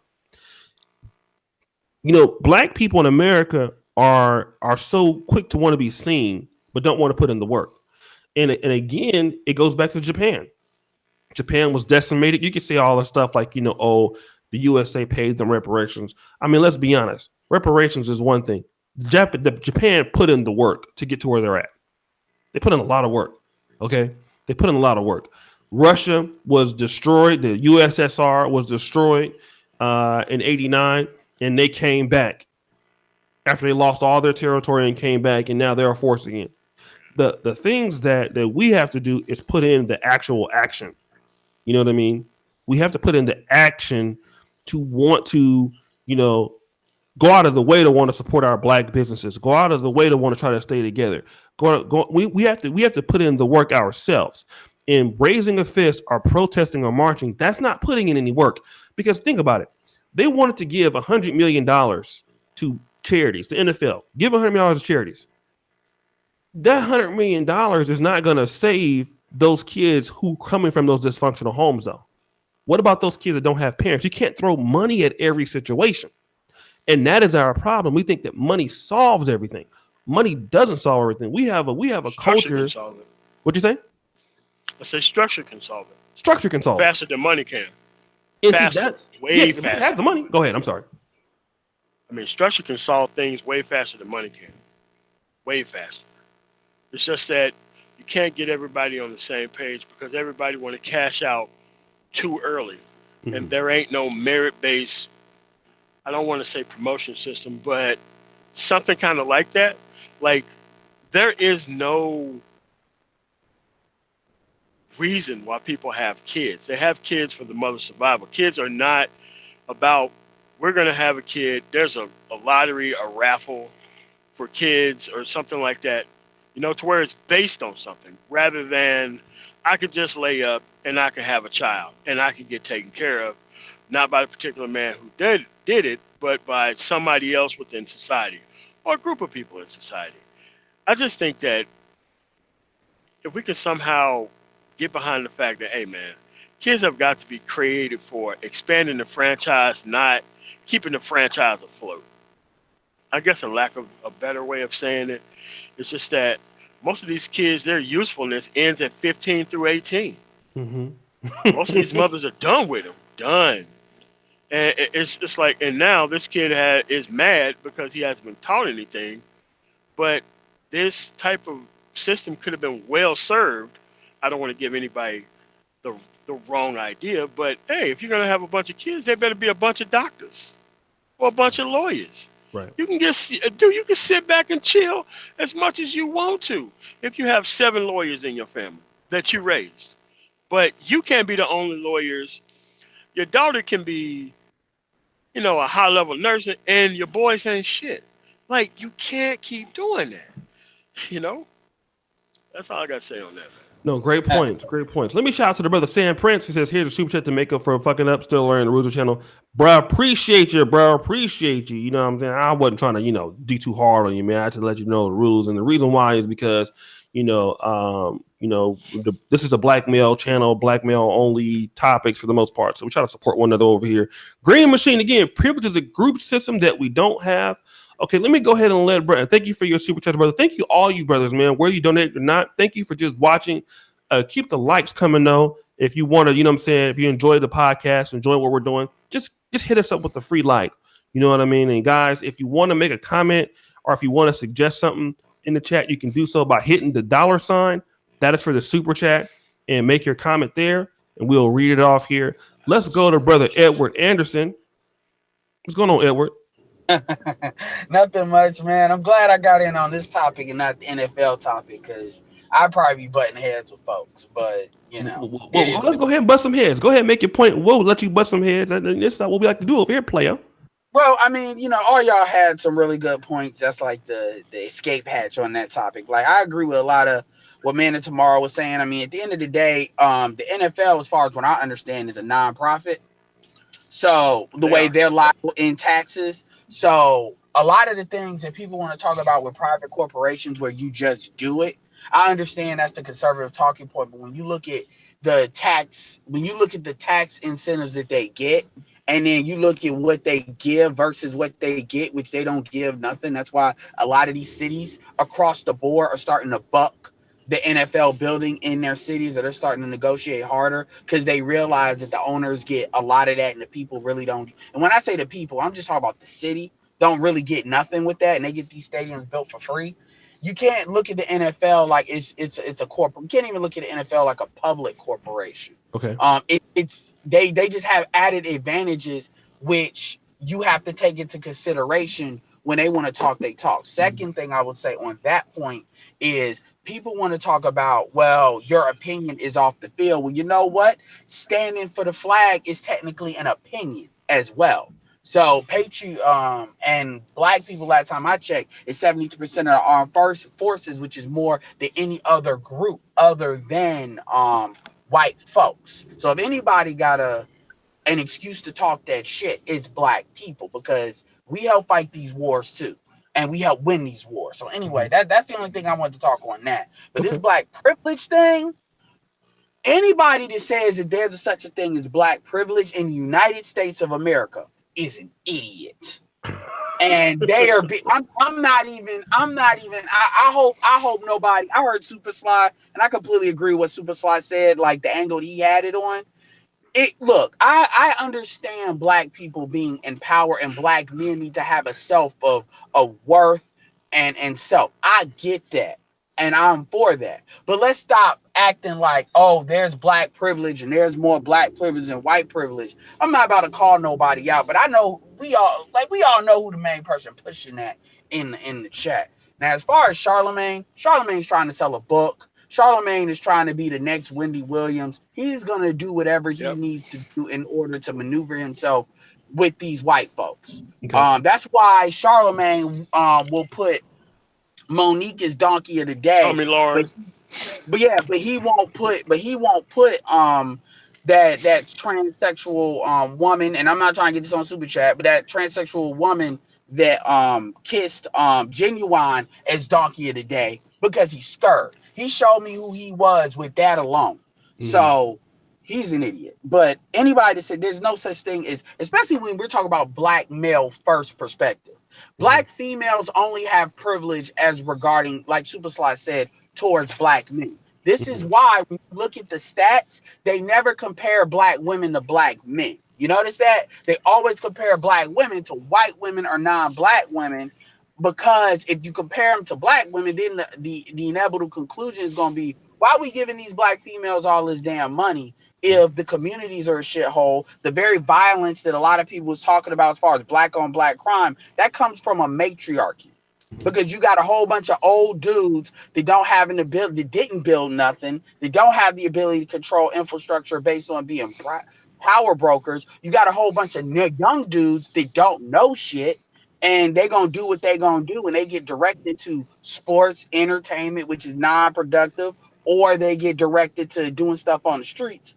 And then the dudes like Man of Tomorrow, dudes like you, Oshay, like Super Sly, because respect to, your stepdaughter with that board. That's some real stuff that I saw yesterday. Mm-hmm. Or me, like, fuck this. I'm getting out of the hood. I want to be around black folks, but I'm going to be around black folks with some sense. Some niggas that ain't niggas. So anyway, I could go on and on about that, but I just wanted to establish. Oh, the last thing is with the infrastructure thing they talking about, as far as throwing money, the reality of the situation is, this is why I'm talking about that new phrase called the great pullout, is because black men have to start looking at ourselves as one group. I just did a video today talking about the, what's her name? Stacey Abrams in Georgia that they're trying to push hard to be the first African American, governor in history. And I'm like, every time I turn around, when I look at the Democratic Party, everything that I hear from them is, fuck you, black man, you ain't shit. So my thing is, especially in that state. What state is it? exactly. And my thing is, and you know how Taking I it am. from I'm a not black liberal, trust me. okay. Well, my you cannot come. You have to complete the black male vote, meaning black men and women. You cannot Yeah, win just with black women. Maybe these liberals are fucking dumb and they need to figure that out the hard way. But at they best, are.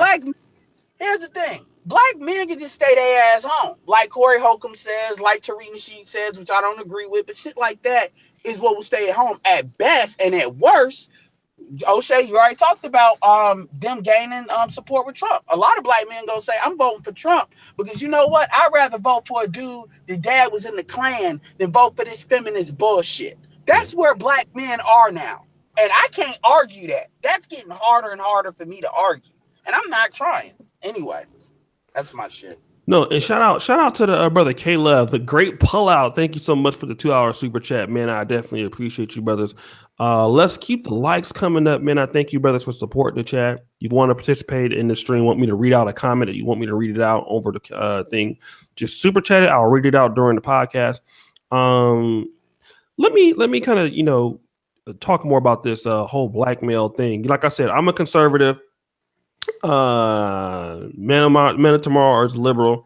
I think that me and Man of Tomorrow, although we have maybe some slight political differences, Dude, 99.9% of shit that we talk about, we agree on. agree with. Yeah, So I don't almost. even trip, dude. Yeah, so if you think about like more black men, man, that's why if you get black men together and you remove black women from the conversation, Yeah. Completely. all of that Democrat Republican shit goes out the window for the most part.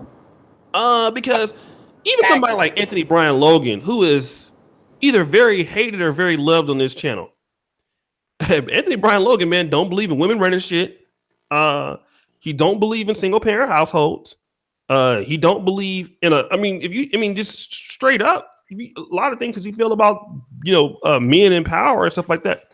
These are the same things he talks about. So I think the division between the black male collective has to do with, and David Carroll said the same thing.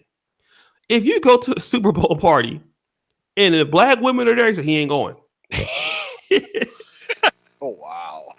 Because he know how niggas act around women. Charlotte Homesick and Leo Mastro 11 with the Vice TV show having the videos to back it up in the local news reports in different states. Lynching. Black folks hanging is up on the rise in 2018. Can the panel weigh in on it? I sure can. Thank you so much. We'll do that. I didn't know any more about black folk hanging is up in certain things. We'll talk about that real quick. But I think that, once we remove just the whole black females from the conversation, from the all of these things, I think what we're seeing at this point is that we have a lot of stuff that we can, we get a lot, we definitely agree on. And I think that black men have different needs than what a black male liberal and a black female liberal, I think they're coming from two different things. You know what I mean? So kudos on that. Let me talk about this real quick because I didn't know anything about this, but we'll start off with Super Slide. It says the Vice TV show having the videos to back it up and local news reports in different states. Lynching. Black folks lynching is up on the rise here in 2018. Let me ask you this, Super Slide. Do you know anything about these black folks lynchings that's happening right now in America? Is it statistically sick? I mean, it's always significant if a black person gets lynched, but have you heard about this? Yeah, but here's the thing with the stats. Now, the stats that he's giving out, if you have one more lynching than you did last year, then that makes your argument. That's the first thing. Second thing is the one particular lynching in Atlanta off the bridge. It's a heavily populated area. So you mean to tell me nobody seen this person take the time to tie a noose around their necks, climb over the edge of this bridge, and just pretty much hang themselves? Now, there's reports of people saying, reportedly, they told the person to stop or don't do it. but there's no camera footage. You know, and it's in the hood. So you know the first thing niggas do is pull out their fucking cameras. So no footage of this person literally tying this noose to hang themselves. That's debatable. Um, the second lynching, I'm not too. I don't. I got bits and pieces of it, but Yeah, the Jackson, main Mississippi. one, yeah. But the one that disturbs me the most is the little boy that was kidnapped, and they tried to. But he was kidnapped by some Klansmen, and somehow the boy escaped. Now the problem I have with that is there were no men to go seek retribution for that. Period, point blank. And this is why, because people get away with so much they do to us, because we do not have a force, or we don't have leg breakers, or the Pookies and Ray Ray don't go out and enforce the law against, for retribution against, harm to the people.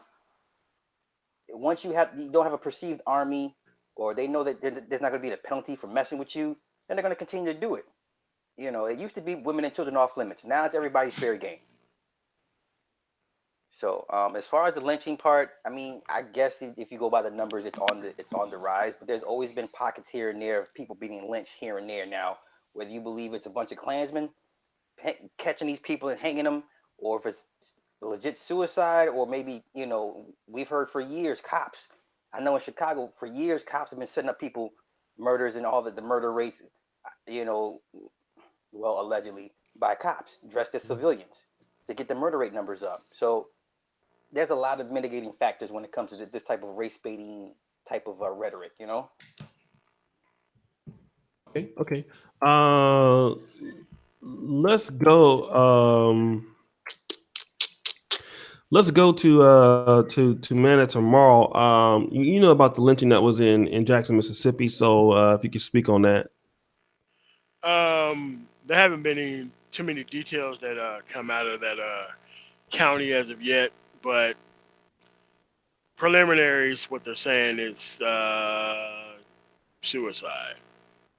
That's preliminaries from the people who I've talked to, who are in law enforcement in the area. Like I don't, because if it was an actual lynching, the FBI would get involved right away, off top. You would have the Mississippi Bureau of Investigations get involved right away, off top. Given that even the Mississippi Bureau of Investigation didn't get involved right away, I can't take it seriously. I mean, it's just that, like, I'm from Mississippi. I have a lot of people from Mississippi on my timeline. So everything that comes across my timeline, whether it's well researched or not, I know how to get in contact with those people and actually find out what's happening. And most times, most of these people do no research. It's all for kind of emotional propaganda, and it turns out to be a big nothing burger. Just like this particular case is right here.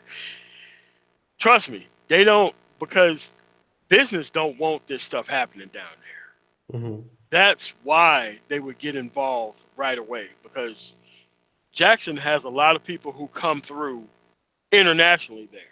So if there's anything that can stop tourism, which is pretty much Mississippi's biggest thing in the entire state, dude, they're not gonna allow it to happen. And if it is something that's way less than actual domestic terrorism, they're just not even. It's not even that big of a deal. And unless the answer, see, here's another thing that most people don't understand.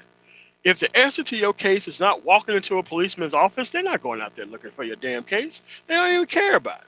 Mm-hmm. Mm-hmm. So if the answer to what happened to this guy, if they interviewed 6 or 7 of these two parent family members, they found out, I'm not saying this is the case, but other cases where this dude was on all types of medication that he just ended up missing one day, dude, there's no way to investigate that. We see the result, but the police try to find out what led up to the result, and most people are just not forthcoming with the information, and that's how come these things kind of fall by the wayside. But in this specific case, I don't think that it is that, even though we see the pictures and all that kind of stuff could have been photoshopped. But for the most part, they're not taking it that serious, because if it was serious, there would be more serious people getting involved with it. That's about it about that.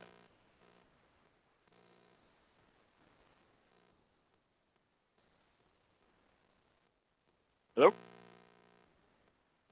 Yeah, I'm still Hello? here. Okay. Yeah, I guess O'Shea went away for a while. I guess who wants to pick it up? All right, well, I'll pick it up real quick since I guess All it's right. my turn.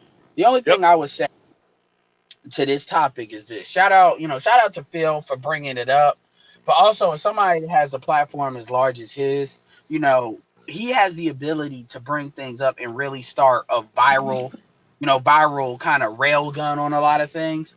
Yeah. So I'm not trying to tell somebody what content they need to put on. I'm not trying to do that, but I will say if I was talking to Phil, for him to keep that in mind, because sometimes a lot of folks will put out stories because they know black folks are emotional as hell and will share it as hell, and it'll get a lot of clicks and it's clickbaity. And I've looked at Phil's content. Generally, Phil does not do that, so let me say that. But that's always a temptation.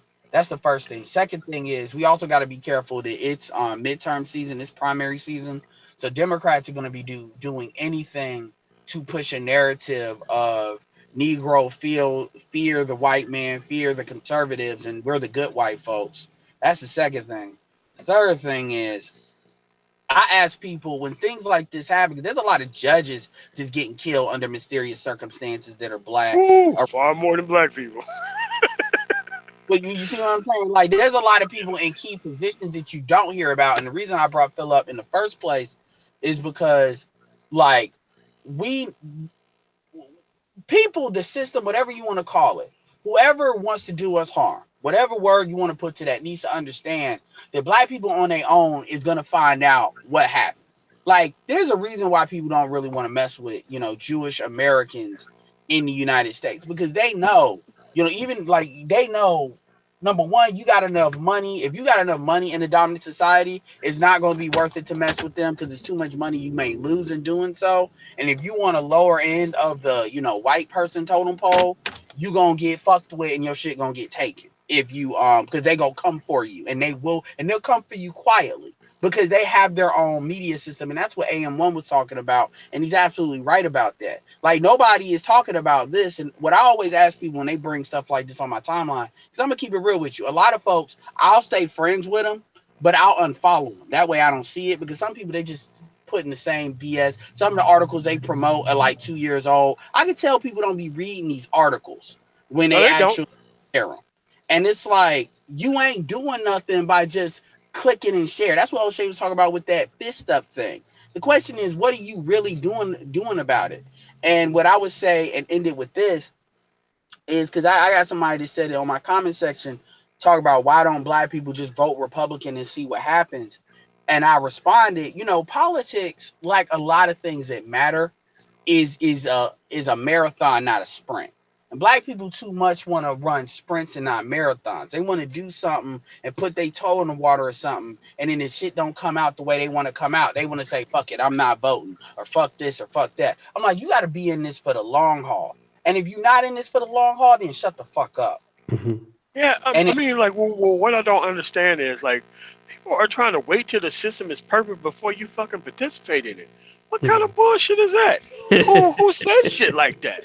Like, what kind of dude, like, you got I just don't understand. I just don't you got understand when people say it. yeah, you got parties in Europe where these parties have been around for like 25. I mean, O'Shea can tell you, because they have more of a parliamentary system in Europe. But they got parties that you ain't never heard of, and they actually have to pay money to be a member of the party. Like, it's to Yeah. vote in their primaries and stuff. Like, it's like on some, you in a club type stuff, and they've been waiting for 50 years. And because of the immigration situation in Europe, they like, it's my chance. And they ain't had no real power other than a couple of seats because they can get put to the wayside. But see, African Americans don't understand that because, again, only 5% of us have passports. Anyway. Now let me shout out to brother on the super chat here. Let me do this real quick. Green Machine again with the third super chat. Again, shout out to Dante. Good show. We need to train kids for a reason. Get in irreplaceable positions: lawyers, engineers, doctors, and businesses. We need power brokers to help others up. Let me talk about. I mean, I'm just weighing in on this whole lynching thing. Shout out to Rogue Scholar, 99 cent burger meat being produced this weekend in Chicago. He's a funny guy. Yeah, so I know who that is. But shout out to my brother, man. He emails me a lot. I just want to say this. Well, what's up, Ulysses? Hey, Ulysses, yeah, you don't have to orange me, man. I know you're in there. Shout out to Ulysses. So let me just say this real quick about these lynchings.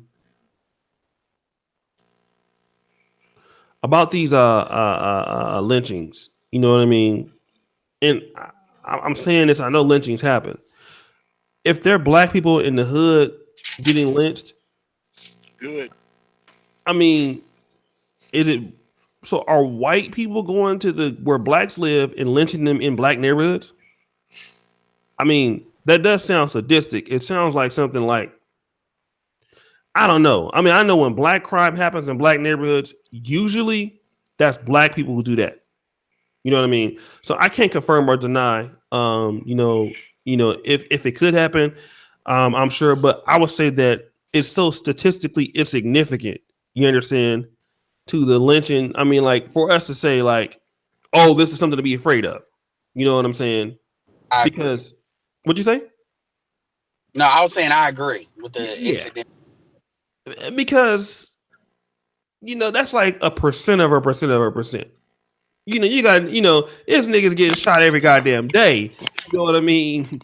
Bullet shells in certain cities, man. Baltimore, Atlanta, Detroit, God forbid, East St. Louis, North Philadelphia, Oakland, and niggas will walk past all that and not feel afraid and talk about these lynchings now.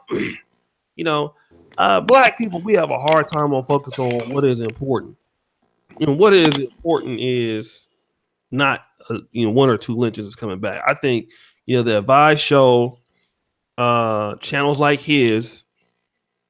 I mean, I like the Advice Show to a certain degree, but the Advice Show is a race baiter. I've said it before. Oh my God, he's a race baiter, kind of politically left leaning channel.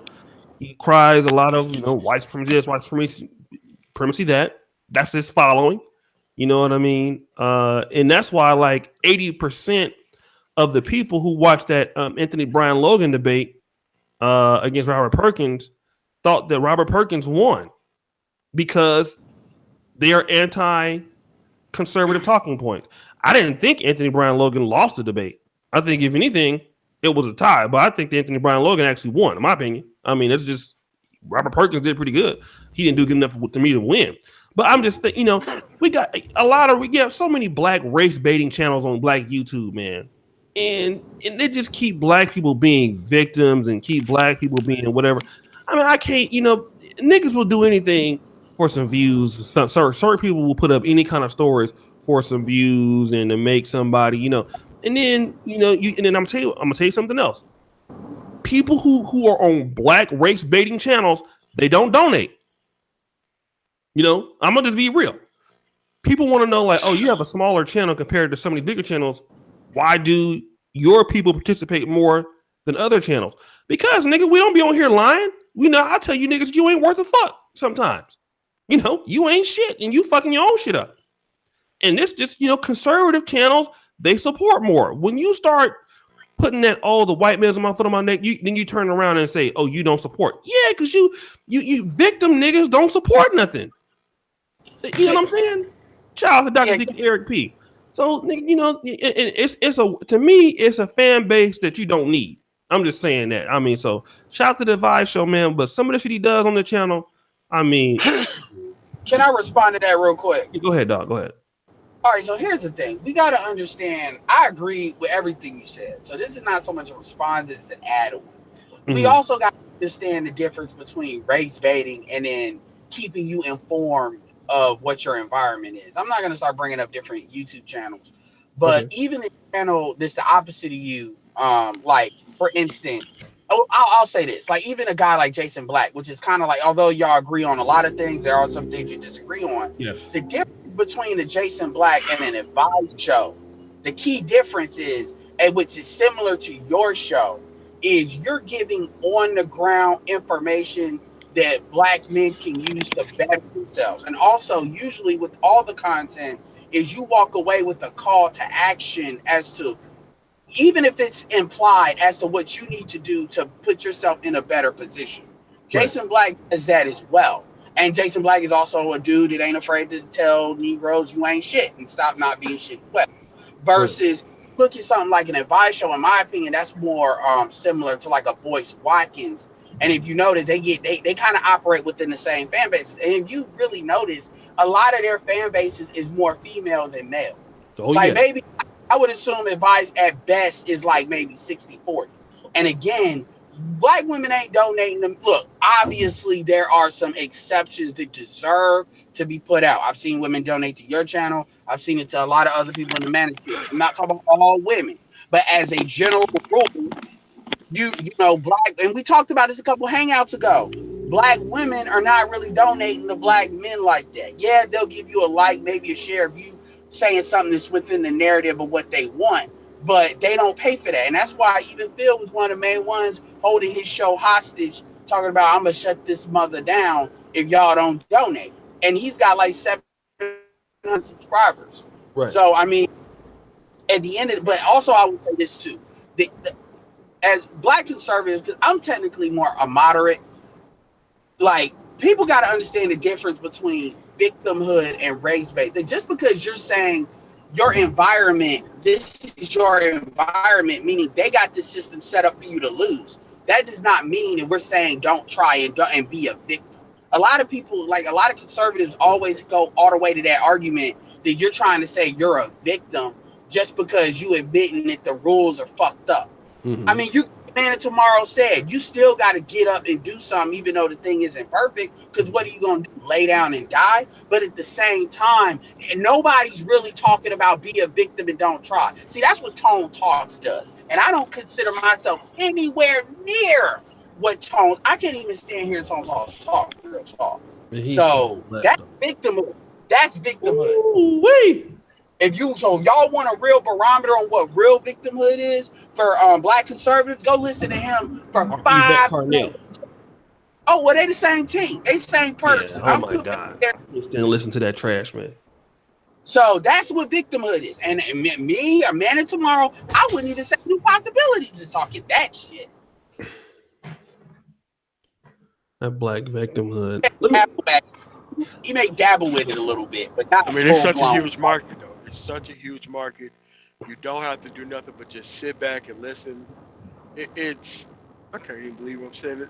Like, dude, I can't stand most Black fucking liberals. Period. And and that's coming from a Black liberal. Say that. Yeah. I can't stand most Black conservatives too. That's true. It's just that they don't understand. The end of the conversation is a call to action versus till next time, fellas. Same bullshit. Like, come on, man. Like, okay, all right. You just said some pre-woke shit, and you just want us to come back next week. Same bad time, same bad channel. Get the fuck out of here with that crazy shit. Hey, yo, man, it's tomorrow. You know what I tell Black liberals to make them mad? I tell them these white liberal motherfuckers gentrifying our communities because it ain't the conservatives doing that. It's the liberals. I've never met a conservative hipster. I've never met a conservative hipster. And you won't. I haven't. Let me do this real quick. Let me go to Super Sly. If you guys know, speaking of battles in between the Black conservatives, man, it's one thing. This is why I don't cater my channels towards, like, you know, I have a Black channel first, and then I guess a politically conservative secondarily. You know what I mean? I do that on purpose. If you guys know, the Black conservatives are going crazy over this Candace Owens thing. And it's just so crazy. It's just so fun to see Black conservatives fight for white folks' attention over Candace Owens. Like, they're all turning on her for the most part, man. It's crazy to see. I won't call any names, but, you know, Candace Owens has some a spotty past.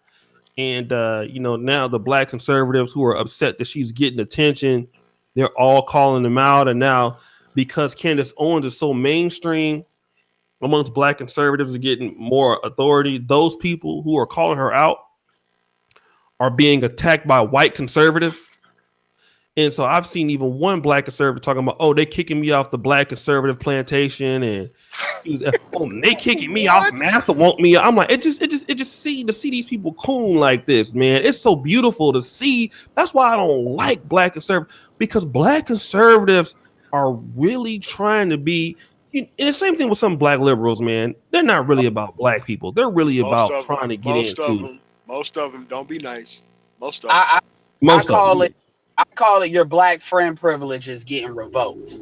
Yeah, and then when the white people wake your ass up, you want to be up, you want to cry victim, you want to cry racism.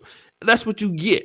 You know what I mean? Like, I mean, what did you think? You know what I mean? Of course they're gonna wake your game up. Like you know. So you want to be mad at Candace Owens, and Candace Owens, which really I think it's a lot of jealousy over there. And Candace Owens is, for intents and purposes, for what I can understand, I'm turned off by what she's talking about. I mean, because I think it's kind of disingenuous. I think she is a joke, also, to be honest. You know what I mean? And they're not good examples of black community activism. They don't represent black people. Okay, let's but it's just so funny to see how these people, now that Candace Owens is getting some stream, and you have some black conservatives attacking her, now the white people are like the white people are like, don't you talk about our other black conservatives? You better get in line. Like, you know what I'm saying? And now it's just funny to see that how the white conservatives will treat you if you get out of line, and when liberals do the same fucking thing. You know what I mean? Yep. Shout out to Van Jones, found that out. Oh, he had his little nigga wake up call last year too. Melissa Harris Perry found out, didn't she? Yeah. So Reed finding that Joy out. Reid finding out right now. hey, listen. So hey, that's what I'm saying. Look, that shit don't happen for me, because I'm staying over here in the ghetto. I don't want to go no mainstream. I'm good over here on Martin Luther King Boulevard. That's what NegroManosphere.com is gonna stay right here on Martin Luther King Boulevard, because I can say what I want to say, and these niggas know I ain't worth a fuck. So I can't nobody tell me shit, because they knew I wasn't shit in the first place. But once you cross that racial barrier line, trying to win their approval, they gonna let you know. They're gonna let you know. Let me do this real quick, bro. Let me shout out to my man Eclectic Tyrone. Thank God for letting me know that I'm not alone on Tone Talks and on this hipster point. Okay, guys, listen. What's what I hate to see? I hate to see the same exact people in the chat, super chat. We got 200 and almost like 50 billion people watching. Now, I ain't no person asking for money, but guys, listen. Let's not let the same 2 or 3 people carry the super chats for the night, man. Somebody get in there and put an empty condom wrapper, okay, in the offering plate. Somebody put some watermelon seeds. Put a Kool-Aid jammer packet in there. We had the Green Machine and the Eclectic Tyrone. They the same people, 2 people going back and forth, man, right? So somebody get up in the super chat and donates a chocolate milk. It ain't got to be no money. Just put a picture in there or something. Upload something. Emoji, goddammit. All right. And thank you, brothers in here, for all you that you do. The Green Machine says the team sucks, so what are we going to do about it? Eclectic Tyrone, thank God for letting me know. All right, let me just go to Super Star real quick. He ain't talked in a while. Super Sly, weigh in or whatever you want to weigh in on, brother. I mean, you can throw Kamala Harris and Cory Booker in that. I don't take none of these propped up That's true. people serious. I mean, to me, they're both the different coin, different sides of the same coin, different feathers of the same bird. I don't waste too much energy into all this. I guess we're the only ones that take this whole conservative liberal thing a little bit too much to heart. Also, as a people, we're not programmed to think long term. This is why this generation won't put things in place for the next 2 or 3 generations, because we won't see any immediate benefits from it.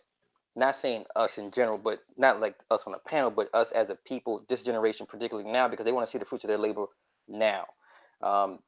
Everyone else thinks 30, 40, 50 years ahead. A lot of times what they set in place, they won't see it. The grandkids may see it, and then moving forward, then and so forth. We want to see our results now. That's not possible. It's not feasible until you change that mindset. This is why we won't lay anything down for our communities moving forward, at least and move forward in a positive direction. So because the average black is like, well, if I'm not going to see anything from it, the hell with my grandkids. Well, everything you're setting up is for the grandkids and the great grandkids. Mm-hmm. So that's part of the mindset problem that we have. You have to kind of combat that. How do you combat that? Uh, uh, at some point, you're going to have to bring the family back together again. The man and the woman cannot do it separately by themselves. We need each other. This is why I was kind of happy that Trump got in. This is why I'm kind of happy about these cuts he's making, these austerity measures, because it's going to force black men and black women to have to get back together and figure a way out to move forward together as a people. We're the only ones divided. Everyone else is united like a motherfucker when it comes to what they got to do, except us. And it's not working. So how many more generations do we have to realize and say, oh, it's not working? No shit, it's not working. So now what? So No, you are that's my point. absolutely right on that, player. Absolutely right. Absolutely right. Let's go to Edward. And let me do some shout outs real quick, man, on the super chat. We have the team sucks. So what are we going to do about it? Okay.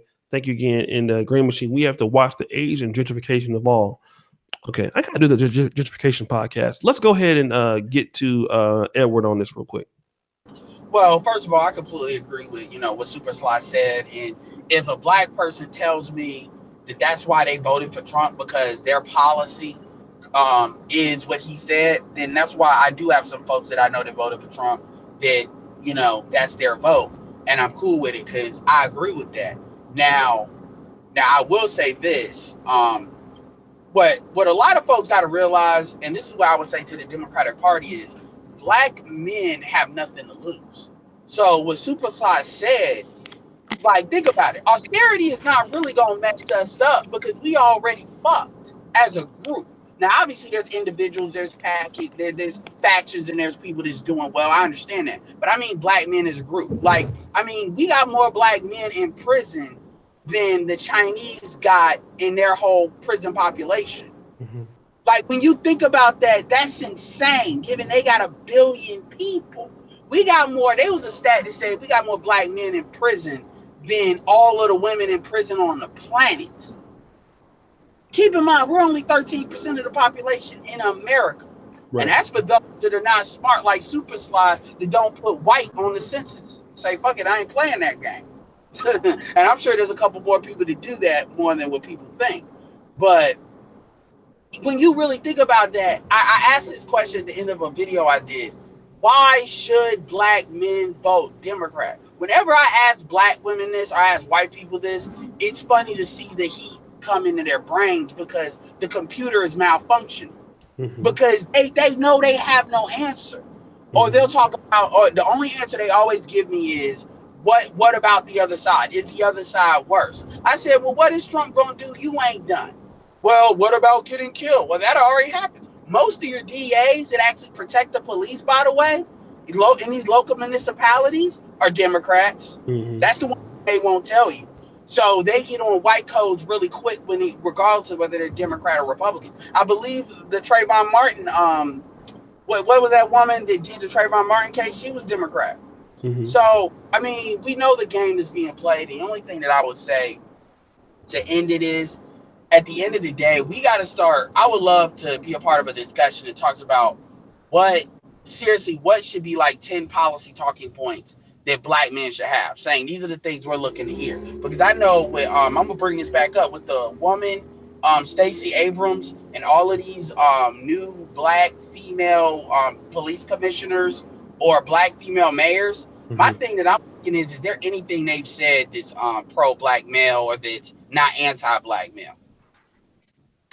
Anything. Mm-hmm. Okay. No, that's a show that we can do this week. So guys, guys, thank you for liking the video. Let's see. Is there anything that you guys wanted to anything that anybody else wanted to weigh in? If anybody wants us to weigh in on something, you can put it in the comment or super chat or something like that. Let me go to Man Tomorrow. Man Tomorrow, is there anything else that you wanted to talk about in specifics to this tonight, or? No. I think it was a good discussion, and I think what happens is, and I've even noticed it in business, and I've had to cut a lot of people off in business, that you can't be pro-black male if at the first drop of a hat you're willing to throw away all your principles just because women are around. Not because that you have are promised anything in return. It's just that as soon as women come around, even a little bit, they're willing to throw all their principles out the way just for the sight of women. Not anything that's promised, just for the sight. And look at how much we agreed on stuff. Mm-hmm. I mean, how often did women kind of come up in a discussion? It didn't come up at all. But Mm-hmm. if there was a woman on the panel, then all of a sudden people start to acquiesce and all that kind of stuff. I'm Mm-hmm. telling you, man, there's really ain't that much divide if you remove women from the conversation between black men. There really isn't that much that Mm-hmm. separates us. And they Period. feel I that. mean, yeah, and it's almost like as soon as we do come together, oh, they come in, oh boy, they want to be circling around like vultures, like which one of these dudes gonna look up? Which one of them gonna look up? but but I'm just saying, man, like most of us, we may be at different spectrum, but we all have the same type of life out here. Right. And I mean, if people just skipped out on Jordans just 1 year and go buy them a politician, trust me, this stuff will be over tomorrow. Whatever you think your problem is will be over tomorrow. You will have legislation tomorrow. You cannot wait for the system to be perfect before you engage in it. You got to get in it and make it perfect for you. Right. Power does not acquiesce to weak people. It doesn't, and it never has. And I just wish people go out and vote locally. You have Yeah. something to lose. Trust me, you always do. Mm-hmm. Vote I, locally. I got something I want to submit, like after obviously Super Slide talks. Yeah, I do got something I want to submit. All Yep, right. I'm done, man. So go right ahead. Okay, Super Saiyan. Anything else you want to say, man? We're gonna. It's like 4:40. I got up at 2 to do this show. I'm gonna take my ass back to bed before class tomorrow. Anything you want to say, brother? And thank you for coming on, Super Slide. Yeah. I agree with Manny tomorrow. Even take it a step further. I wish we would send our kids. If you're going to send them to law school, send them to be a lobbyist, so the kids can learn exactly how the politics work and who buys what, how bills get passed, who presents the bills, who backs the bills, things of that nature. I mean, basically raise a bunch of spooks to sit by the door to come back to the hoods to teach everyone else how it really goes down, like how we used to do in the 60s and the 70s. We've lost that train of thought now. So I'm in agreement with everybody. I just wish we would take it a step further instead of sending your kids to law school. I mean, doctor, nurse is cool. That's all great. But the movers and the shakers are in DC. And if we get enough of our kids in that climate, in that sector, and hopefully they don't get swayed to the dark side and come back and teach the communities, hey, this is how they're doing it. This is how we should move and move forward and things of that nature. So that's it for me. So Okay. All right. Shout out to Kamala80, man. He's been following me. Him and Wake the Hell Up since I had about like 200 subscribers on my first channel. Go ahead, Edward. And after that, man, I'm going to go ahead and shut it down. I got to use the toilet. No, absolutely, man. The only thing I was gonna say is when I mentioned that thing, the thing called the Great Pullout. What I meant when I said that was it's a mentality as a group, not only individual, but as a group, where Mm-hmm. black men say, "Look, we understand." Even black women will say that when they get mad. Oh, well, what are you doing building the infrastructure and all of that, and that's blah blah blah. My thing is, okay, since everybody agrees that if a functional black community is going to be built, it's got to be built by black men. We have such a unbalanced or lopsided balance when it looks at resources that the state does pass through black people. It goes through, like, I would argue 80% of, if not more than that, of state resources that come to black people. When I say state, I mean feds too, come through black women. Even if you look at taxes like the earned income tax, because most of the black women are ones that have custody and stuff like that. So my point is, if you understand that as a black man, and you understand it, quite frankly, as a group, it's not even really a matriarchy, it's a gynocracy. Then what I would say is this mentality that black men have, this is what Man and Tomorrow was talking about.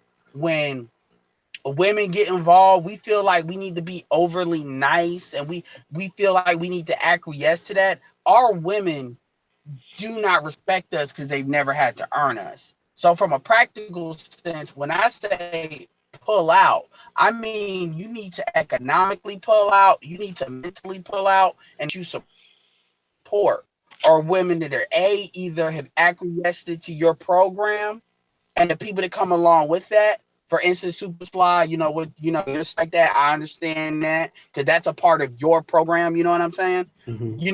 Obviously, if your mom, if she raised you, obviously, assuming she raised you right. Or when it comes to women that think that they're owed something just because they're a black woman. This is why they always say your mama black, because they want to say because your mama black, that means you owe all black women submission. I'll say it this way to be completely simple. If a woman is not submitting to your program, it doesn't even matter if it's in a romantic relationship. It's in the workplace. It's in any environment or area of activity, as Dr. Amos Wilson said, they don't need shit.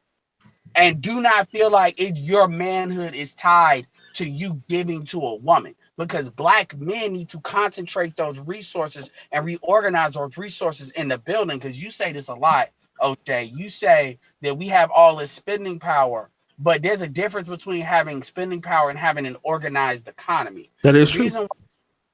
The reason why we waste this spending power on bullshit is because even a lot of males are functioning like females, where they've been taught to prioritize consumerism over building. Black women tend to not understand the difference between income and wealth. Wealth is more long term. This is what Superfly was talking about as far as the generational piece. Women don't understand that because women are taught to think as far as a nest, and a nest is a more immediate situation. That's why they think in income, versus men by default are told to think more in legacy. Now, if you come up in single mother households, then you're going to adopt the same failed mentalities as women.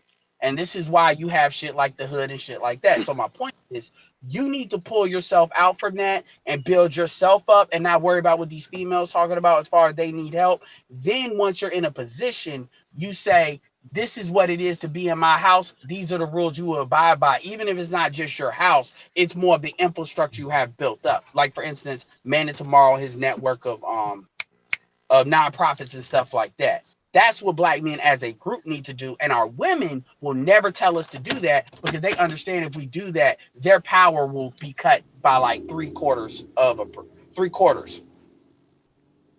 right. That's a great point. So listen, man, this toilet is calling me, man. I gotta go out here and make some deposits, brother. So again, tomorrow we'll have a good show. I think we'll talk about is there a difference between the black police and you know what? I know what I want. I want to have this alpha male debate. What is the true definition of an alpha male, right? Because it's something that I weighed in before with BGS. Shout out to the New England Patriots. Shout out to JL Edwards for a 2-hour super chat. So it's the point of the discussion because I think a lot of people think that the alpha male situation is built based off of looks. I talked to Alan Roger Curry today about that on the phone. So I'll put it up tomorrow, and we'll have the alpha male debate here on the channel for those people who want to get in on the debate. So MOT, Super Sly, if you guys want to get on there, and I'm gonna post all these guys' information in the section. Guys, it really is kind of hard doing these goddamn, like, I'd be tired. I'm like, shit, I don't want to get up, but I know I try to be consistent with doing one of these every night. So tomorrow we might have like a combined show because there's a something that happened in Alabama where a black guy said black people need to stay out of white churches, but I think that's kind of related to what we're talking about today. So we'll talk about the alpha male debate tomorrow. So guys, looking forward to a great show tomorrow. I'll schedule it after this. Is there anything that anybody else got to say? That's it. Peace. Peace.